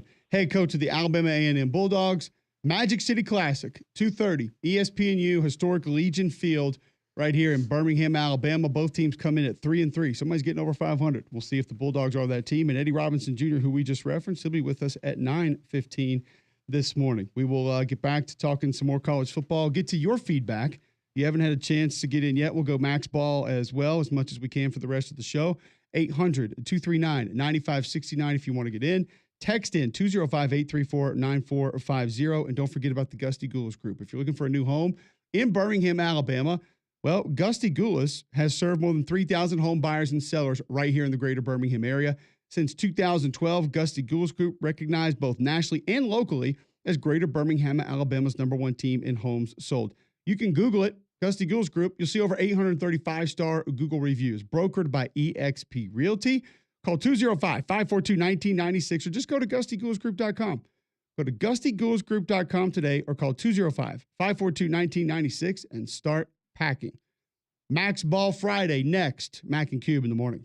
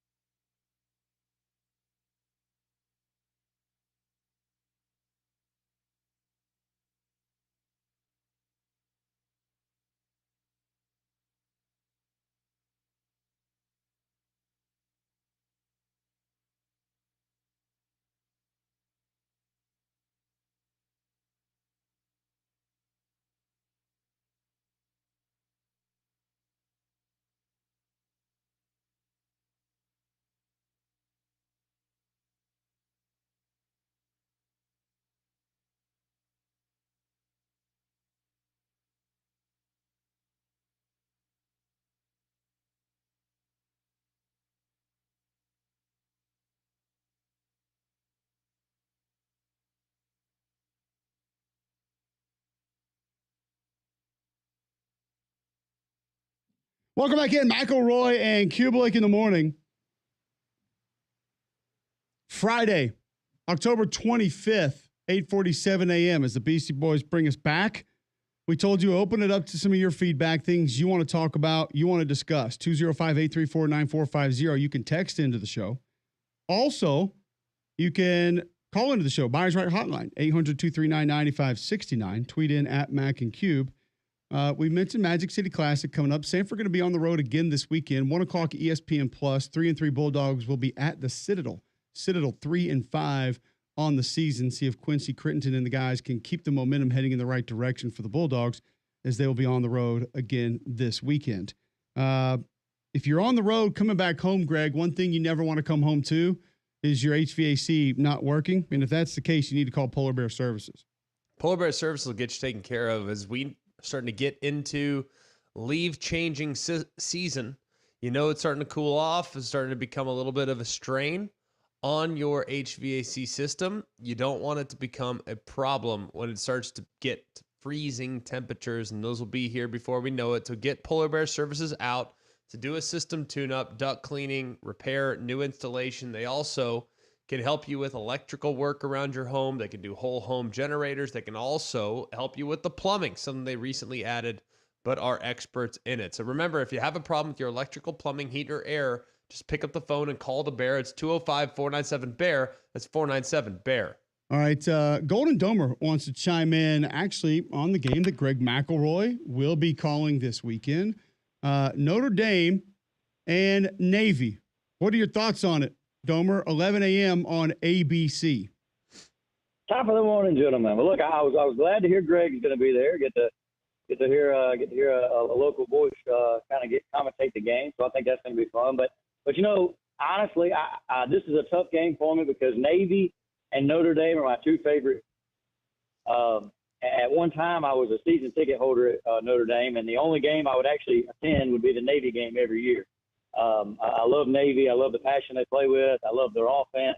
And the current rendition of their offense right now is what I feel like is the best offense in the history of college football. The spread option style with the multiple reads, midline read, triple option read, RPOs. I mean, I just think it's the best offense there is. So it's going to be interesting. Like I said, I love the rivalry, but I think when you look at the matchup, you know, everybody talks about that nobody wants to play Navy, and they're such a tough matchup for everybody, and I agree with that. But what nobody's talking about is for Navy on this historic run, one of the greatest seasons they've had in 100 years, the one team they don't want to have to play out of the Power Four is Notre Dame, because we have the tape on them. We have our defense versus them. Our players have experience versus the rendition of the triple option. They can catch a lot of other teams off guard. They're not going to catch Notre Dame off guard. Now, that doesn't mean they're not going to have success. But at all three levels, we have players that I feel like are problems for the triple option. You got Howard Cross at the defensive line. You got Kaiser at the linebacker, and you have Xavier Watts in the back end. And I just feel like with those players, leadership, with the experience, I feel like that Notre Dame is going to be able to hold their offense in checking up. And I think the biggest mismatch of the game is not their offense versus our defense, because it's very, very good. I actually think it's our offense against their defense. Notre Dame has a big advantage there. Running game with Riley, get a hat on a hat, have a numbers advantage. I feel like Notre Dame is going to pound them defensively and win the game by, I would say, 20-31. Hey, whoa. Hold on a second. Wow. All right. Blowout. I do agree with you that getting the ball back from Navy is going to be critical. It's not going to be easy. I would anticipate a lot of duo from Notre Dame in this game. I don't know if it's going to be the clinic duo that Clemson caught a couple years ago, but I don't think it'll be too far from that. And that will be the biggest concern. I don't know if there are going to be enough possessions for Notre Dame to win that big, to be honest with you. And I do think Navy will move the ball that's a fair point. Yeah, that's a fair point. Notre Dame may not score 31, but I do feel like that our running game with Jeremiah Love, we're not the kind of pound it Notre Dame team that we've been for so long. We're an explosive play now. I mean, when you got Jeremiah Love, I really think he might be Kyron Williams. I feel like Jeremiah Love may be the best Notre Dame running back to come out in a very long time. He's a complete package. It reminds me of a TJ Yeldon kind of style. And I just feel like that we could have some explosive runs and get up, and score some points. But it's something I'm really going to look forward to. Greg, what are kind of your breakdowns of the game? I know you're doing the game, so you can't really give a prediction, but what are you looking forward to seeing? The big thing is, can Navy weather the storm? I mean, that's when they're playing against teams that have this much of a talent advantage. It's all about whether or not they can battle inside. Cole and I were talking about it yesterday. I sent Cole a couple clips of Navy defenders just getting displaced against Memphis. And that, I thought, was probably the most talented team that they've seen so far. And they had a couple guys just getting moved. I think they know that they can't just anchor down against, no pun intended, as we talk about Navy. They can't just anchor down and just hold the point. They're just not big enough and not strong enough, and they just won't be able to hang in there. So they're going to have to move, and they're going to have to force Notre Dame to hit some moving targets, and they're going to have to roll the dice a couple times with run-throughs. And if they can't successfully do it, Notre Dame will march it right down the field on them. The thing that makes Notre Dame different this year is quarterback run. Quarterback run makes Notre Dame very different from what they've faced in the past. And while they've had runners in the past, Hartman last year, not really a runner. Buckner, Cone. I mean, some of the other guys that Navy's seen with Notre Dame, none of them have really been runners. So that's what makes Notre Dame a little different this year. No, I agree. And I think Notre Dame schematically pushes that quarterback run more than they ever have. And so I agree with you.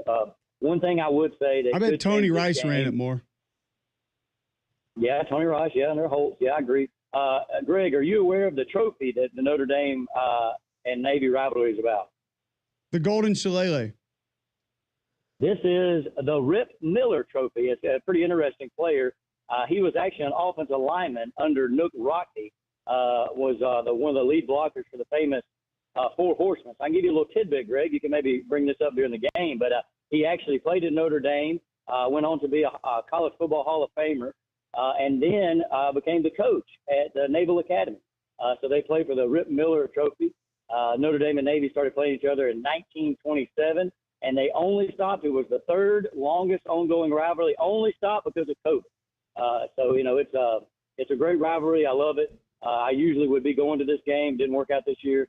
But one thing I will ask for you, Greg, and this is from Notre Dame fans, if you could please keep it under about 7 times, bringing up the college football predictor. I know ESPN really wants y'all to push that right now, but against Georgia Tech, I think it was brought up 77 times that we have a 43.9933 chance with a victory and a 27.33 chance with a loss. I mean, I don't know that we can bring up this college football predictor anymore. So I know that's a big point for y'all, but I can tell you this: ESPN mandates an 8-time push on that per game. So I mean, it must. I mean, listen, I know they love their metric, but I mean that Georgia Tech game, it was literally every 3 plays they were telling us, if you win this game, you have a 47% chance to make the playoff. If you lose the game, it's a 19.3. I mean, I'm like, good Lord. So Greg, if you do me, I Notre Dame Nation is really burnt out after that Georgia Tech game. And to be honest with you, Notre Dame people don't particularly care for ESPN's data. So you might want to keep that on the lower end if you can help.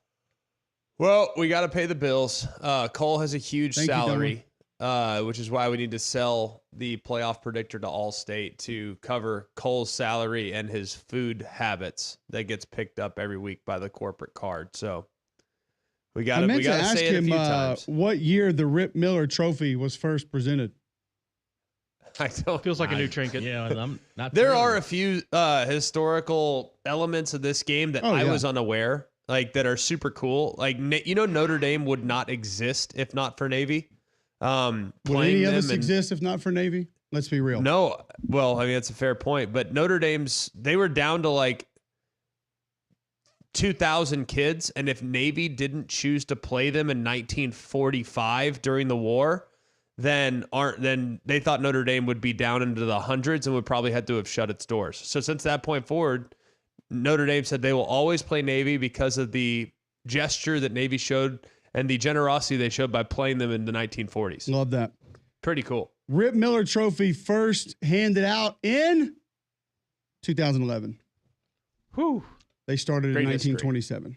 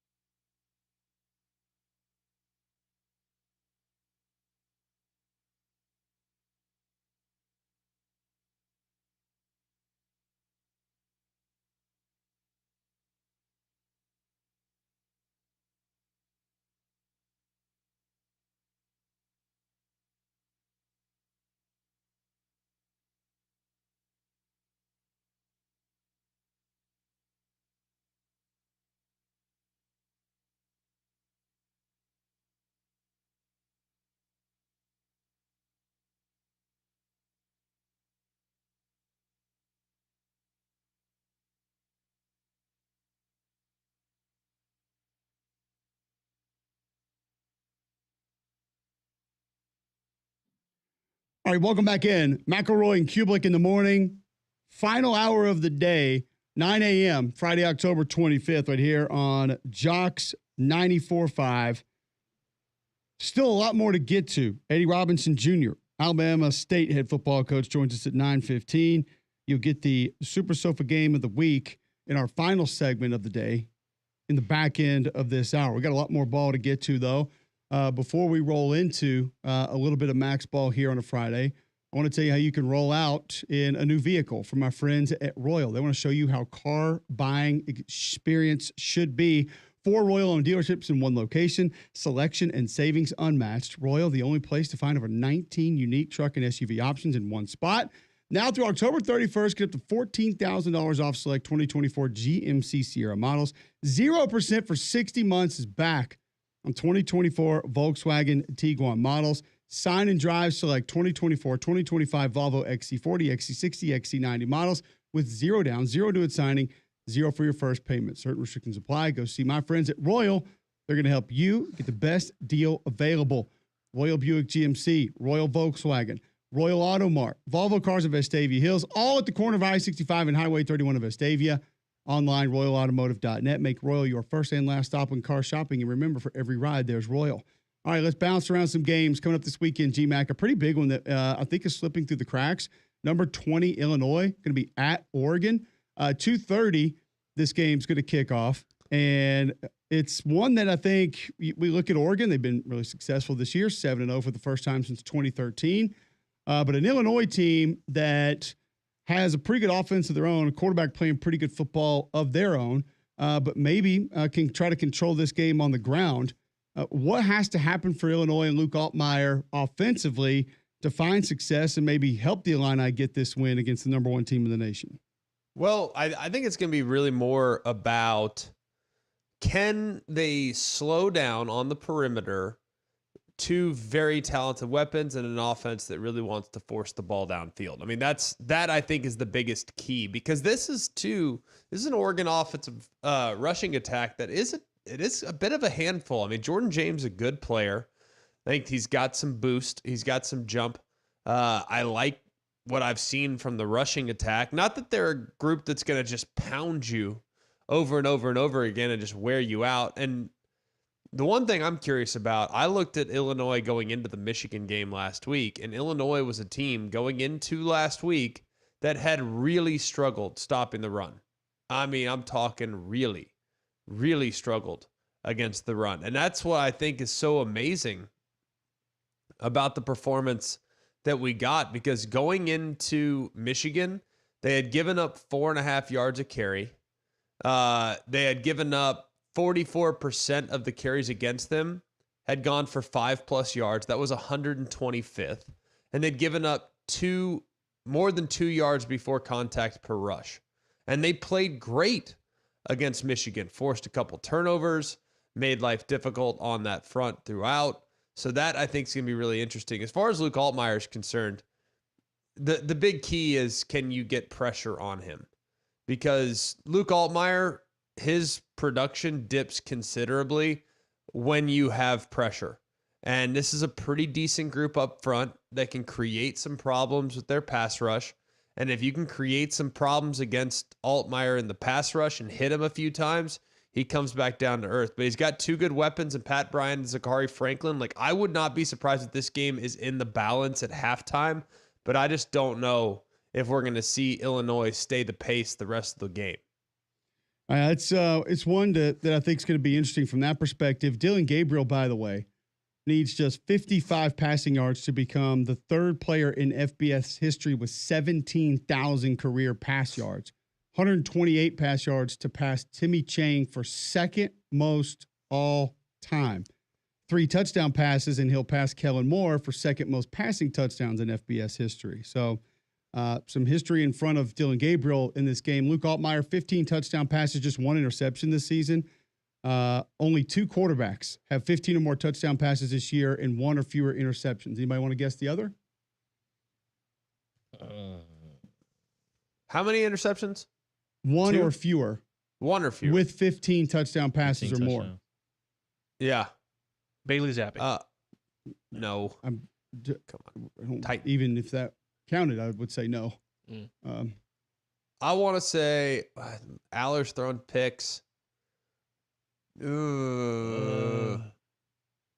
Alonzo Barnett the third, James Madison.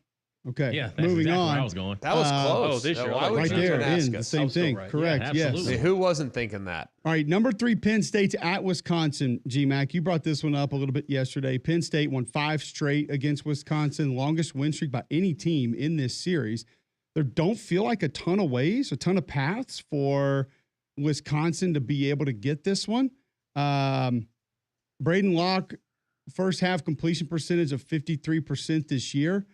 He's completing 68% in the second half. I don't know how that works. And people will say halftime adjustments. I don't really think that that's it. Maybe it just takes him a little while to get into a rhythm, G-Mac, or a feel. But that just feels like an odd number. So be careful of your second half pass defense, Penn State. What is the path for Wisconsin to possibly get this game? I think a turnover or two is big. Of course, that was kind of the same situation. Like SC was able to turn Penn State over a couple times in the first half. So if you can turn them over a couple, you're going to probably need Penn State to be slightly looking ahead. If they're on their A game, it's going to be tough to beat them. I think if you stop the run, you got a real good chance. And if you could somehow limit what their tight end Tyler Warren can do, you got a real good chance. Because that's going to be big. Like, he is by far their most versatile weapon and their most dangerous threat.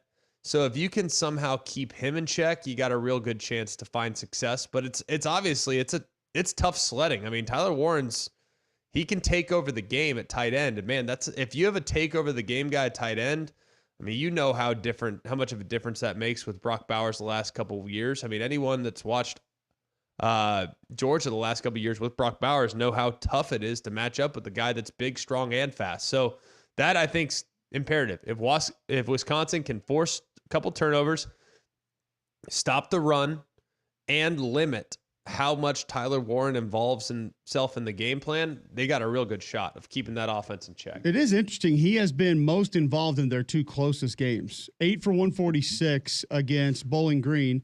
That was a 34-27 win. They handle West Virginia. You blow out Kent State. You take care of Illinois by 14. UCLA was 27-11. And then obviously a barn burner at Southern Cal. He goes 17 for 224. So it feels like if the game's tight, they're just going to start going to him more and more and more and try to lean on him a little bit further. But you're right. When they dial him up, it doesn't feel like anybody has an answer for 44. Not yet. I mean, he's insane. Not yet they haven't. No. He's been really good, man. He's been excellent. You got to give him a lot of credit because he was a guy that I was familiar with and knew about, but did not realize that he had this type of ceiling. Well, they've had a good group of tight ends the last few years, so he hasn't had to be like the primary guy. But you go back to that bowl game against Ole Miss, and I mean he's been good for a while, but like you said, dominant at times like this, not so much. Drew Allar's gotten much better pushing the ball down the field, though. And I think Wisconsin has a chance to be a little bit problematic up front, but the secondary is where I might be concerned, where he could find some big plays. We mentioned Nebraska and Ohio State a little bit earlier. We don't really see too many paths for Nebraska to be able to threaten or pull that upset. I want your thoughts on the game that I'm on, Texas at Vandy. For some reason, I feel like a lot of people are sort of swiping left on this game, just kind of turning the page and saying, listen, it's Texas. Vandy can't do that again. I do feel like Texas's defense has some areas. Listen, Andrew Makuba's going to be out, so you've got 2 safeties from the beginning of the season that are not going to be playing for Vanderbilt. And this is not really the team that's just through the air going to challenge you over and over down the field. They're going to pick their spots when they want to do that. But how Texas plays the edges, Greg, I think is going to be very interesting. You got Colin Simmons, who's a freshman, right? So can you find him out of sorts a little bit every now and then? I think it's feasible. Trey Moore hasn't really been the guy we thought he was going to be this year. Hasn't quite shown up yet. You know, you take your inside linebacker and move him down to the edge every now and then. I think because they played a little bit differently, could that be an advantage for Diego Pavia and this Vanderbilt offense to sort of work some things out on the perimeter, find some big plays, find a place to live while Pete Kwiatkowski kind of gets that thing figured out? Yeah, I mean, I think that it's going to be very interesting in this game because I believe that this Texas defense I think they're stout, and I think they have depth. So if you look at a situation where there's some long, time-consuming drives, I think it could be a situation where it comes down to opportunistic plays, fourth down conversions. We saw them go 1 for 1 against Alabama with a touchdown. They also had a fourth down conversion against Kentucky. That was big. Against Bama, it's well documented. 12 of 18, I believe, on third down conversions. I think Kentucky, they were 8 of 13. That sounds right.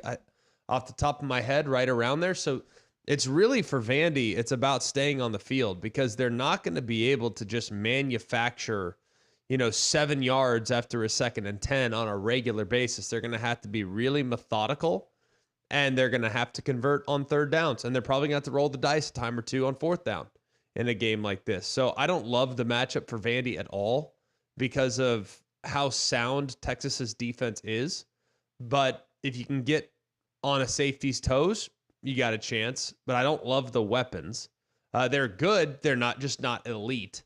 And I don't love them being able to protect against the edge rush that you'll see from Texas. I do think you might slow him down because of Pavia's legs, but the edge rush could be what takes this game over for Texas if I'm looking at it. Going down to those third down conversions you mentioned, did not get off to a great start against Virginia Tech, 5 of 12, 6 of 10 against Alcorn, 6 of 13 against Georgia State, 4 of 14 against Missouri, and then 12 of 18 against Bama, 8 of 13 against Kentucky, 9 of 16 last week against Ball State, 52% on third down on the year for this Vanderbilt offense. Pretty sporty. When you think about just kind of what they've been doing, how they've been doing it on third down. My bigger concern comes defensively for Vanderbilt.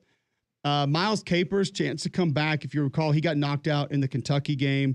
Linus Zunk has been really nice off the edge. Prince Colley, another guy that can bring up pressure a little bit. Langston Patterson, I think, is going to be back for this game. So you've got some veterans, safety, C.J. Taylor, DeRicky Wright, but who's going to get home and who's going to make life uncomfortable for Quinn Ewers or Arch Manning? That's my concern, because if you allow high percentage throws to get going for this team, they can burn you. They have that kind of talent, that kind of juice.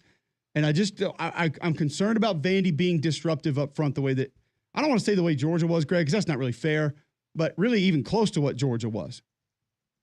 They won't be. I mean, that just goes without saying. I think Vandy's pretty good at defensive tackle. I think they're pretty good safety. Other than that, I don't love their defensive personnel at all. I'm not sure how you see it. I think they're very human at linebacker. I think they're real human at corner.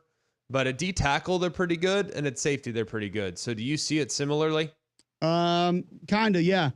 I think it's a very similar plan to what you had against Alabama. Ball control. You got to hang on to it. You got to limit Texas's possessions, get a mistake or two. Hopefully you can get one early, make a big play. Something on special teams goes your way. I mean, those are all the things that happen against Bama. And if you can do a few of those and then put the heat on, I think you actually, this sounds a little bit crazy. You want to try to force Texas to push the ball down the field, because the intermediate stuff is where I think that they get the majority of their chunk plays. So if you can and take advantage of your veteran safeties back there, disguise some things, show some things. But I think you'll probably see Clark play off, play deep, and try to make them work the field underneath. And I don't think that'll go well. They'll have to get out of it. And that's kind of how I see that one playing out. So a lot more to get to, a lot more to discuss. We'll do it on the other side, as Eddie Robinson Jr. is going to be a part of the show next on Mac and Cube in the morning.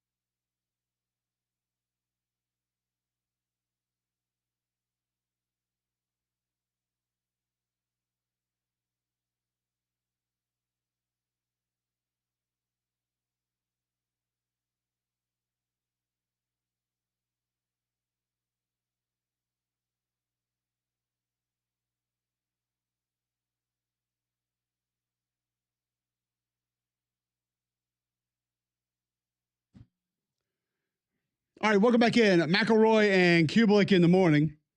Appreciate you tuning in. Before we get to Eddie Robinson Jr., quickly tell you about Game Day Men's Health. If you are feeling on edge, if you are lacking sleep, if you have brain fog throughout the course of the day, Game Day Men's Health might be able to help you out. Could be the effects of low testosterone. A lot of guys are experiencing this, and here's what they're going to do for you. Go to GameDayMen'sHealth.com right now. Set up a free consultation. You get a PSA test, testosterone test for free. Get your baseline of where you're at. And then Game Day Men's Health is going to let you know what they may be able to do for you. Save 10% on any service that they offer by mentioning Cube at GameDayMen'sHealth.com. That's where you go. Set up your free appointment. Also keep in mind, minimal upfront cost from all the programs that they offer. That's different than a lot of other places in town at Game Day Men's Health. Weight loss programs, holistic approach to health and wellness. They just want to help you feel better. And it's free to set up your consultation now at GameDayMen'sHealth.com. That's GameDayMen'sHealth.com. All right, we'll go to the Buyers Right hotline. Welcome in Eddie Robinson Jr. Coach, I did not know that you and Connell Maynard actually played against one another in college. Do you have any memories of that particular game? Yeah, absolutely, man. You've been doing your research. Yeah, we played back, 1991. We were both seniors and played in a bowl game down in Miami, and Alabama State versus North Carolina A&T. I imagine he was just a very quiet, unassuming, just kind of went about his business player on the field, right? No, absolutely not. I mean, he was exactly like he is now, man. He was a really good quarterback, man. They kind of ran everything. They run their conference. They won the MEAC, and we won the SWAC, and we played in the bowl game, similar to what we have now, but back then it was called the Heritage Bowl. And so, but no, it was a very good quarterback. Very outstanding guy, went on to do a lot of good things in coaching, but it was a very good college football player.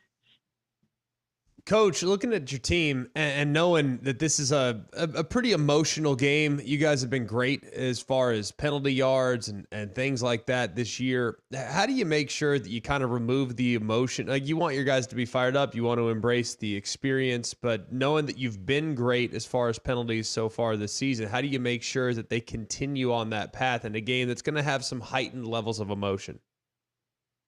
Yeah, you're right, and we've been pushing. I mean, my thing, my rule number one in life, and the same thing to the kids. I tell them the same thing: be in control of yourself at all times. And so that's on the football field and off. And I'm a big believer the discipline starts during the week, and then it shows up on Saturday. So the way you practice, the way you go about life, being on time for meetings, being on time for study hall, and all those type of things, it leads to a disciplined football team. But at the same time, it's football, so you have to get charged up, have to get energized, and those type of things, but you have to know how to go right to the edge without going over. Coach Eddie Robinson Jr. joining us on the Buyers Right hotline. Are going to be in the Magic City Classic against Alabama A&M, 2:30 tomorrow, Historic Legion Field. Watch it on ESPNU. Rivalry, and with the turnover annual basis, how do you go about differently trying to describe it to your team or your players? You leave this up to the guys to sort of educate about it? How do you manage that? Coming from New Orleans, my dad, one of my good friends, is closed now. So all year he's telling me, man, the class. I'm like, oh, okay. And once I got here as a freshman, I'm like, whoa, this thing is big.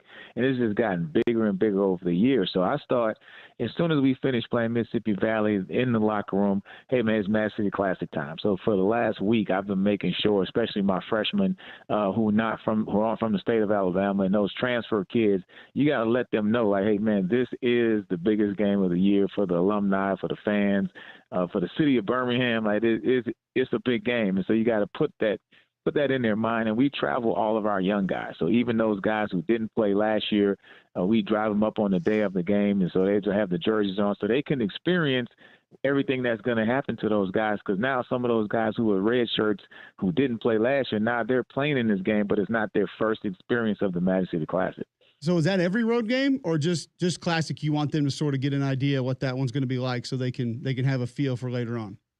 Nah, Magic City Classic. So yeah, for this game, even our young guys, our main guys will come up today, but we'll have a day of bus, and we'll get the rest of those guys to come up. They'll come straight to the game, and I think just you have to stand on the sideline to understand what's going on, because that same kid that's a walk-on this year, a redshirt freshman this year who's not playing, I'm counting on him to run on the kickoff the very next year, and so he has that experience. He knows what it's like, and the biggest thing, you want to win the game so he can be on the field, hold up the trophy, experience the whole atmosphere, and kind of getting that mindset of, hey, this Magic City Classic is a big thing. Well, how do you kind of elevate? And I mean, you want to talk about it, you want them to experience it for sure, but you also want, and I asked Coach Maynard this, you want the main thing to stay the main thing too. You know, you want to build it up, but you don't want the guys to be anxious. And I feel like that's a really delicate balance. But as a player, I mean, you lived it, you've played in big games, you know how to balance that. But what is the message to the team so that they understand the magnitude, but also at the same time, they're very focused on the task at hand and execution? Yeah, and that's a big part of it. And coaches, too. I mean, I have some coaches, this is their first time coaching in a game. So they've been in a lot of big games, but they haven't been in this big game. So for me, is we always say win today. And so we don't worry about the games on Saturday. My biggest message, hey, let's win on Monday. Let's win on Tuesday. You win during the week, and then it gives yourself an opportunity to win on Saturday. And I tell them, there's a whole lot of games that's going to go on Friday night in high school, Saturday, NFL Sunday. No team has a guarantee that they're going to win. I don't care how good you are. As we see in college football this year especially, any team can lose on any day. So you have to build up that emotion week to week, and it's about your preparation each day. And even yesterday, it was our last day of, competitive practice. I'm saying we have to do something between Thursday morning and Saturday to get better mentally. So you have to keep working to get better, a little bit better, learn something about your opponent each time, all the way up until kickoff. And if you have that approach, you can kind of peak at the right time. Coach, I'm interested where you are in your quarterback situation. Couple youngsters have played for you. Kareem Key's played. Zach Sims has played a lot for you. Where is your quarterback room right now heading into this rivalry game? Yeah, those are the two guys. Kareem Key, he's from Minor High School, young guy that had a very good high school career, but was a little bit on the small side. So went to Point College as a walk-on, playing wide receiver, then transferred to us in the summertime. So a kid that came as a wide receiver, and now he's going to be the starting quarterback in the Magic City Classic. The best thing about that, he's from the area. He's been to the game. He knows what it's about. And the same thing with Zach Sims. We're expecting him to get into the game, and get some snaps also. But he's from Thompson High School. He's familiar with the game. So that's the biggest thing from the quarterback position, because they have to be in control. They have to kind of take everything in and not get too excited. And so both of those guys will do great. The biggest thing is not just the quarterbacks. We have a great special teams, great defense, offensive line, running back. So it has to be a team effort, although, as you know, a whole lot of pressure is on that quarterback. They get all of the credit, and then sometimes they get too much blame also. But those guys will be ready to play on Saturday. No doubt about it. What about how you guys have blocked some kicks this year? I was able to read that you guys have blocked 4 punts. I mean, what is the method to the madness there? Well, my special teams coach, Billy Gresham, he was a linebacker here. I remember when he played, and for me, being an NFL linebacker for 11 years, you got to think I sat in hundreds of thousands of special teams meetings. You know what I'm saying? So, because every linebacker is on all 4 special teams, and so for my very first year in the NFL, you have to be able to kick. And my head coach, when I was in Alabama State, Houston Markham, he would always tell us, if you can't kick, you can't win. And so we put a lot of emphasis on special teams. And I would dare to say we practice a lot more than most teams do. Even during training camp, after our 2 days in a row, our third day is a special teams only day. And it's just a little bit for the offensive line, but the rest is for the special teams. We did the same thing last Friday going into the bye week. Practice Tuesday, Wednesday, and Thursday. Friday, hey, we focused on special teams, because you got to put it and have that mindset in the kids' heads that, hey, this special teams play is the most important play of the game, and we start every game with a special teams play. So we put starters on special teams, but we emphasize it with our young guys, and then it shows up on Saturday. And when you start winning games because of special teams, the kids get excited about it. So now it's not a play before the commercial. It's a play that can actually help you to win a football game. How did our guy, Joel Malone, special assistant to the head coach, get the nickname Peter Rabbit?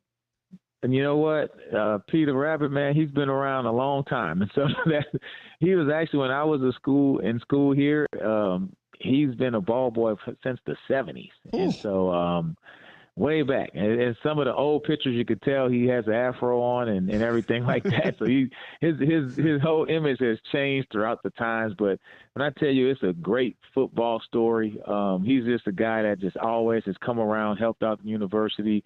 And now we actually have him on staff where he travels to all of the games. And at one point he was, big doing the equipment and everything like that. He's a little older now, but I mean, he shows up every day. He'll go pick up my mail from the mailroom and bring it over to me. So he's always doing something. And if someone tells you that they went to Alabama State over the last 30 or 40 years, and you ask them, hey, man, you know Peter Rabbit? And if they don't know Peter Rabbit, they're probably lying to you. They didn't go. Absolutely. Finally, Coach, how do we make sure Traquan Thomas continues to be as disruptive as he's been, and what's sort of the secret sauce that's able to make him go? Wow. I mean, this kid just has a huge motor, and some of the things that he does athletically in practice is pretty amazing.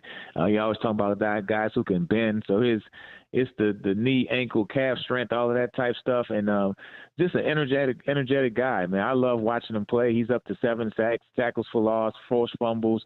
And if you're trying to beat Alabama State, you have to be able to block him. So we'll move him around just so he can get the matchups. But he just seems like the guy that finds a way to make a play. And he gets better and better. A great teammate. He's always practicing, always trying to help the other young guys. And so if I had a room full of him, then I would be a great coach. But I love having him, love watching him play. And he's just an exciting guy. He's something that you have to see. He'll have a great matchup with the Alabama A&M offensive line also. So it'll be a challenge to get him loose, but hopefully he can make a big play for us. Coach Robinson, best of luck in the Classic. Thanks for joining us. We always love visiting with you, talking football, man. We'll do it again soon.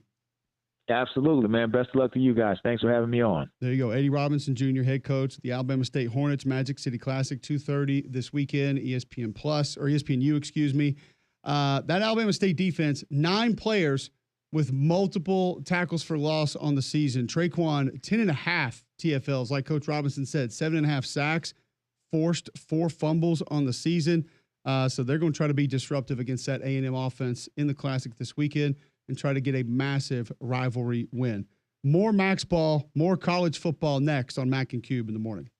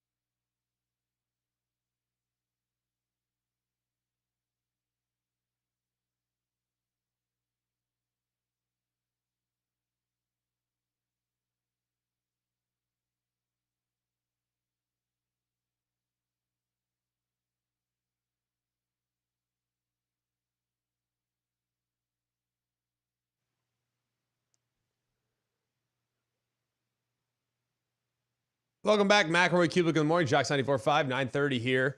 Couple segments left before we get ready to put a bow on the weekend. We got a really interesting slate of games this weekend, I might add. I'm highly intrigued by some of the matchups. I know, like, when you look at some of these games in the preseason, I don't know about you guys, like, there's some games that just jump out, right? They jump out in the preseason. You think, oh, yeah, that's going to be a no-doubter, great matchup.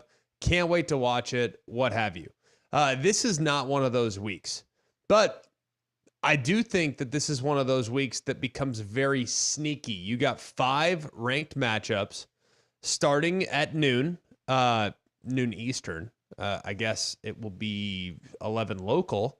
Notre Dame and Navy. Who would have circled this one beforehand? I mean, who? How many people would have thought that Navy would be in a situation right now to crash the playoff party?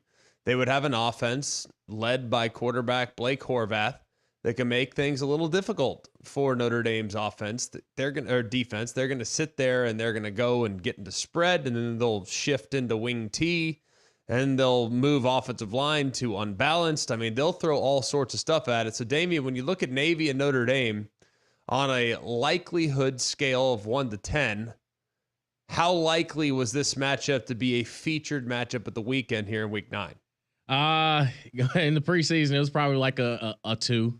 Like, you kind of ran the risk of maybe Navy could be good because they have been around. They've been good, but haven't been great before. So it's kind of, all right, well, maybe they could mess around and make it interesting for Notre Dame, but I never really saw it coming. This was supposed to be Florida State-Miami weekend. Well, it is right. Florida State-Miami weekend, but you already knew that game day was going to be there. Like, everything was centered around this is your ACC championship elimination game, probably, or maybe your preview. But no, no one really had noted. I mean, heck, GMAC, you're calling the game, right? I wouldn't have thought that you'd be calling it. I'll tell you this. I don't think a lot of people have paid close attention to Navy this year, so this will be a bit of a coming out party. Maybe you watched them against Memphis. Maybe you watched them against UAB if you're here locally. But their offense is really interesting. And it's not – I think they're going to struggle to move the ball with great consistency, but they can create and manufacture big yardage. And if they can create big plays and look out, that's the recipe to knocking off Notre Dame. Another game of significance because, look, do you really want there to be 4 Big Ten teams in the playoff? Like, I'm just saying right now, if you're listening to this program, you are probably an SEC fan. We know the demographics. We know the part of the country that we occupy. Do we have listeners in Big Ten territory? Absolutely. Do people download the podcast in all 50 states? Yes. But at the same time, how many people listening to this show are Big Ten fans? We haven't done a focus group on it, but I would imagine it's a very small percentage. Single dig. Yeah. Single dig. I think most people listening to this, like I said, people from all over the country downloading the podcast and listening to the show on the streaming, a lot of those people are either displaced SEC fans or displaced Alabama and Auburn fans. Totally understandable. We know where our bread is buttered. Well, you're running into a risk here, guys, as we get into November. Removing my bipartisan hat for a moment. Illinois is a playoff contender, okay, whether you like it or not. Indiana might somehow find a way in the back door into the college football playoff. Pitt last night, them winning does not help you because if you're sitting there as a, say, 2-loss Ole Miss team, or maybe even a 3-loss Ole Miss team if you lose to Georgia, or a 3-loss Alabama team, or a 3-loss LSU team. I mean, I'm just using an example. Replace whatever logo you want with a 9-3 record. Having played a gauntlet of a schedule in the SEC, everybody listening to this show knows how difficult this conference is from top to bottom. Well, guess what? If you have a 1-loss ACC team like SMU or a 1-loss ACC team like Pitt, who's undefeated right now, so they'd still have to lose one down the stretch, they're going to get in over your 3-loss SEC team regardless of what you think. Like the whole best versus most deserving argument probably going to go out the window, because if you lose 3 times, are you really one of the best? I don't know. I think that's a fair question. But it's going to be really interesting. Like, you are going to need Penn State to potentially lose a couple games to get them out of the playoff picture. It probably won't happen, but them losing benefits the SEC. So whether you like it or not, you have a rooting interest in many games this weekend that you don't think matter, but they do. Like BYU losing this weekend helps you at UCF, where they are a 2.5-point dog. Illinois losing this weekend, believe it or not, helps you. Why? Because that gives Illinois a second loss, and it keeps Oregon above the fray. Washington finding a way to go to Bloomington, Indiana, and beating Indiana is beneficial if you are a potential 3-loss team and you're hoping to get within striking distance of the playoff. You want my honest opinion? I don't think there's going to be a 3-loss team in the playoff. But I know this. I know a 3-loss team's got a whole heck of a lot better chance if there's a bunch of carnage in the other leagues. So, like I said, we're not going to break those games down in their entirety, but they matter to you, whether you like it or not. Missouri-Bama. We've talked about this one ad nauseum. And look, this needs to be a game. Jalen Milroe hasn't played well, guys. Like, it's enough, and I don't think he's hurt. I haven't heard anything from down there that suggests he's hurt. And have I heard about injuries from other players? Absolutely. I have not heard anything about Jalen Milroe, so I don't think he's hurt. I think he's got to play better. I think he's got to be more accurate. I think he's got to get his feet underneath him. I think he's struggling a little bit right now seeing the field. And can it get fixed? Absolutely. All it takes is one good pass, and it might totally flip his feelings as a player. But right now, he's just not playing very well. So getting a win this weekend, sure, that's manageable. That can be done. Because right now, I don't know what team Missouri's going to be able to field, given the injuries that they have at several positions. But this team will only go as far. At the moment, the way it's currently constructed, this Alabama team will only go as far as their quarterback can take them. We haven't seen enough from the run game. We haven't seen enough from the defense. We haven't seen enough from the offensive line to make me think that they can take the ball out of Jalen Milroe's hands and go and chase a championship. Or, starting a little lower, chase a playoff spot. Now, maybe there's more in the tank that other guys can do, but I don't know that right now, the way this team has been constructed. But if you are going to want to take this team to the best that they can be, and you want to maximize this team's potential, Jalen Milroe needs to maximize his own individual potential. And right now, at least the last 3 weeks, we have not seen that. So, Damian, when you look at Jalen, what do you want to see from him this weekend against Missouri? Accuracy. That's the biggest thing, because you go back to last year, that back stretch, Jalen was playing out of his mind. And it seems as though that he's regressed in a lot of ways. And it could be because, there's a new system. He still just doesn't feel comfortable, or he's doing, he's just trying to be a superstar instead of just being the quarterback for that Kalen DeBoer needs.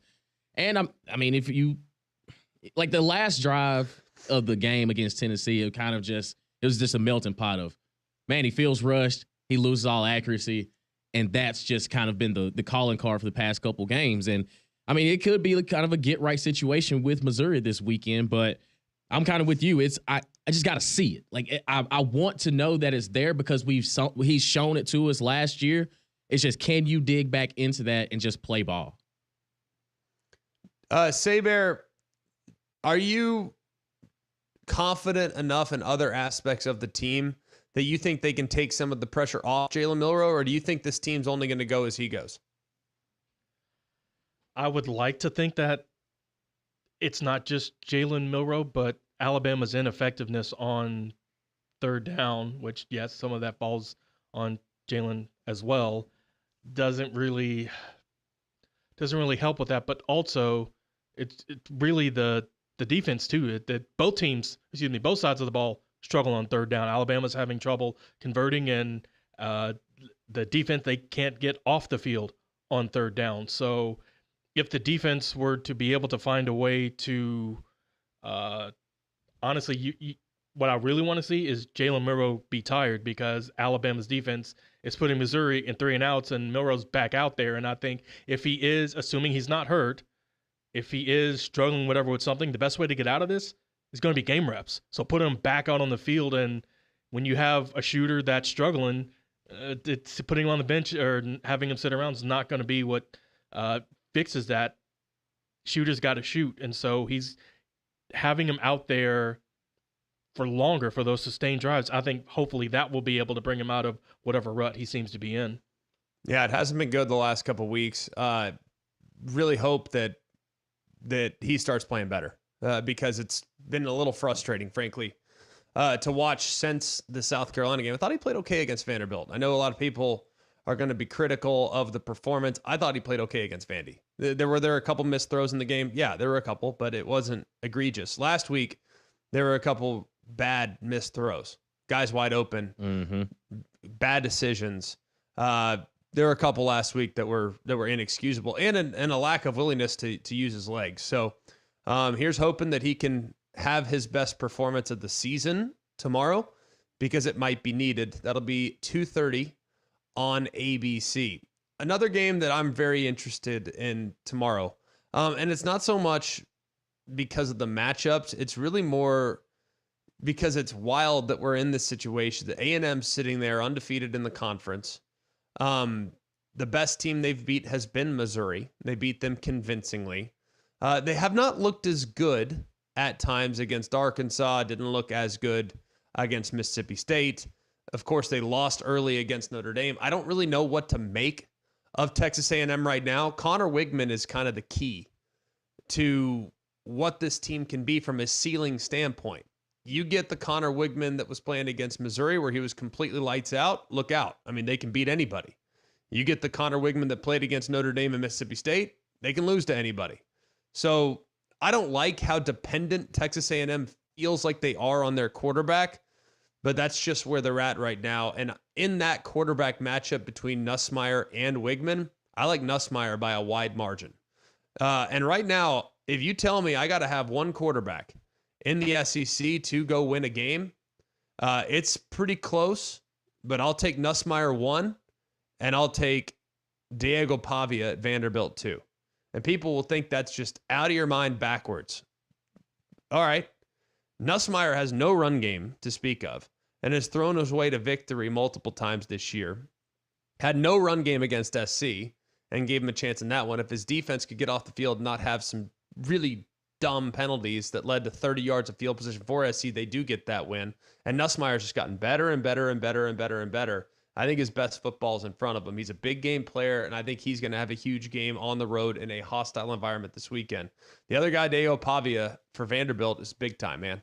He's a great college player. I could care less about what they're going to do at the next level. I need a guy to win a game in college. Diego Pavia is a giant killer. So I love those two guys. People will say Carson Beck, Jalen Milroe. Show me. I mean, show me.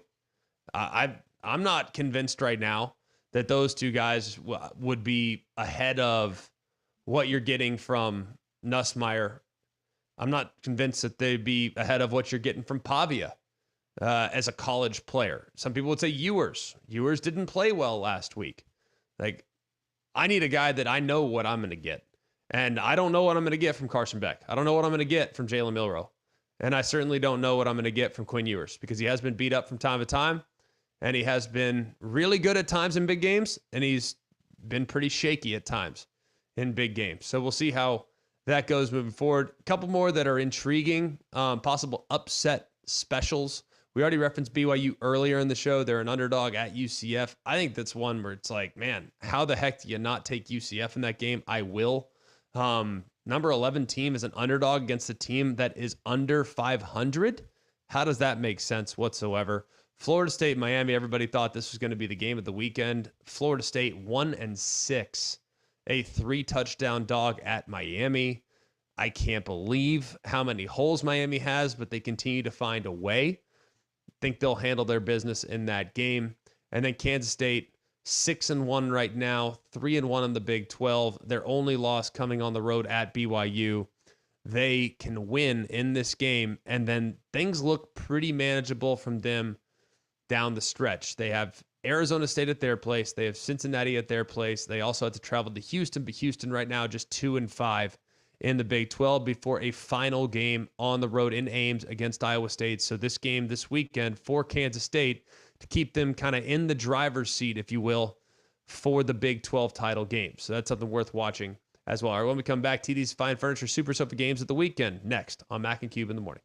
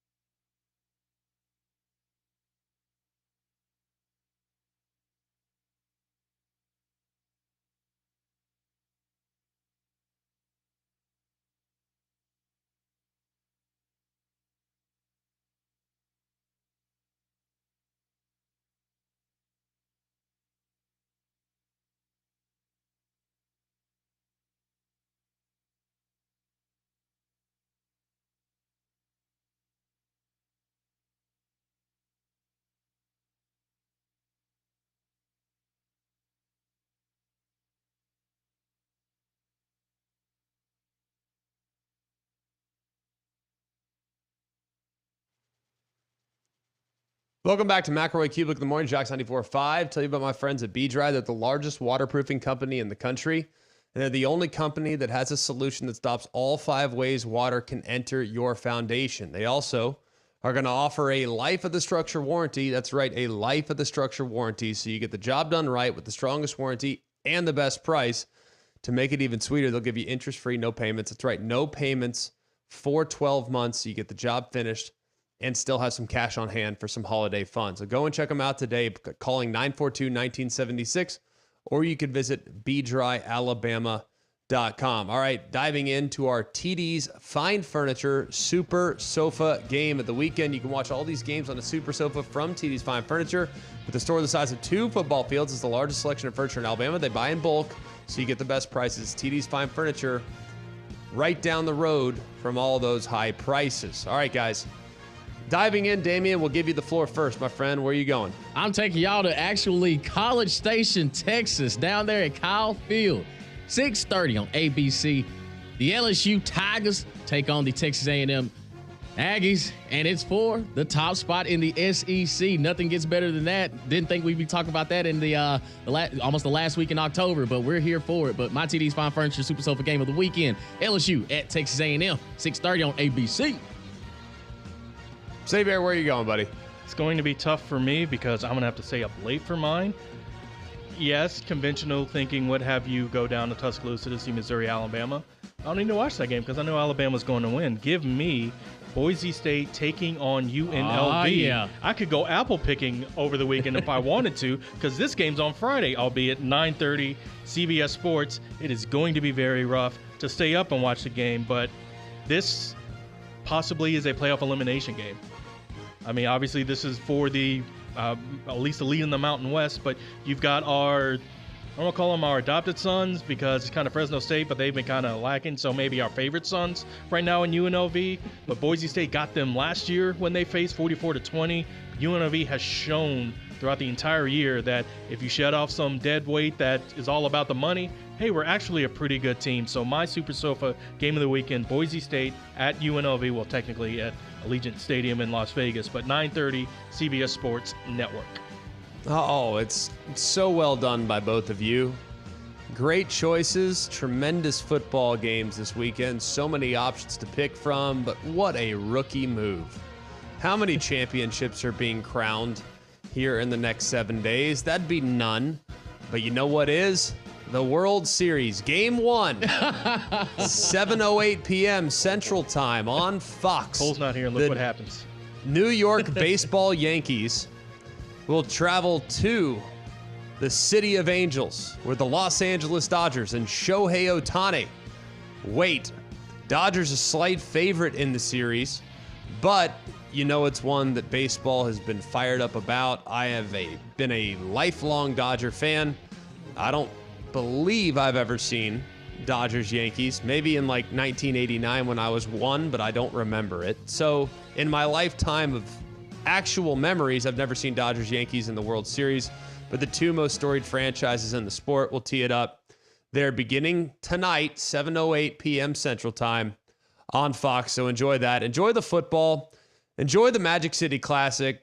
Enjoy what should be a very pressure-packed game for all the teams involved here in the state, whether it's Alabama taking on Missouri or Auburn on the road at Kentucky. A lot on the line for everybody playing college football here in the great state of Alabama. 3-Minute Front will be next. They'll get you ready. Feinbaum will be on a little later as well. You know, he'll be all fired up, taking tons of phone calls, and people probably still losing their mind about games that have transpired in the last couple weeks. But for all of us here at Mac and Cube, for Damian Mitchell, Cole Cubelic, John Saber, I'm Greg McElroy. Have a great day. 3-Man Front is next.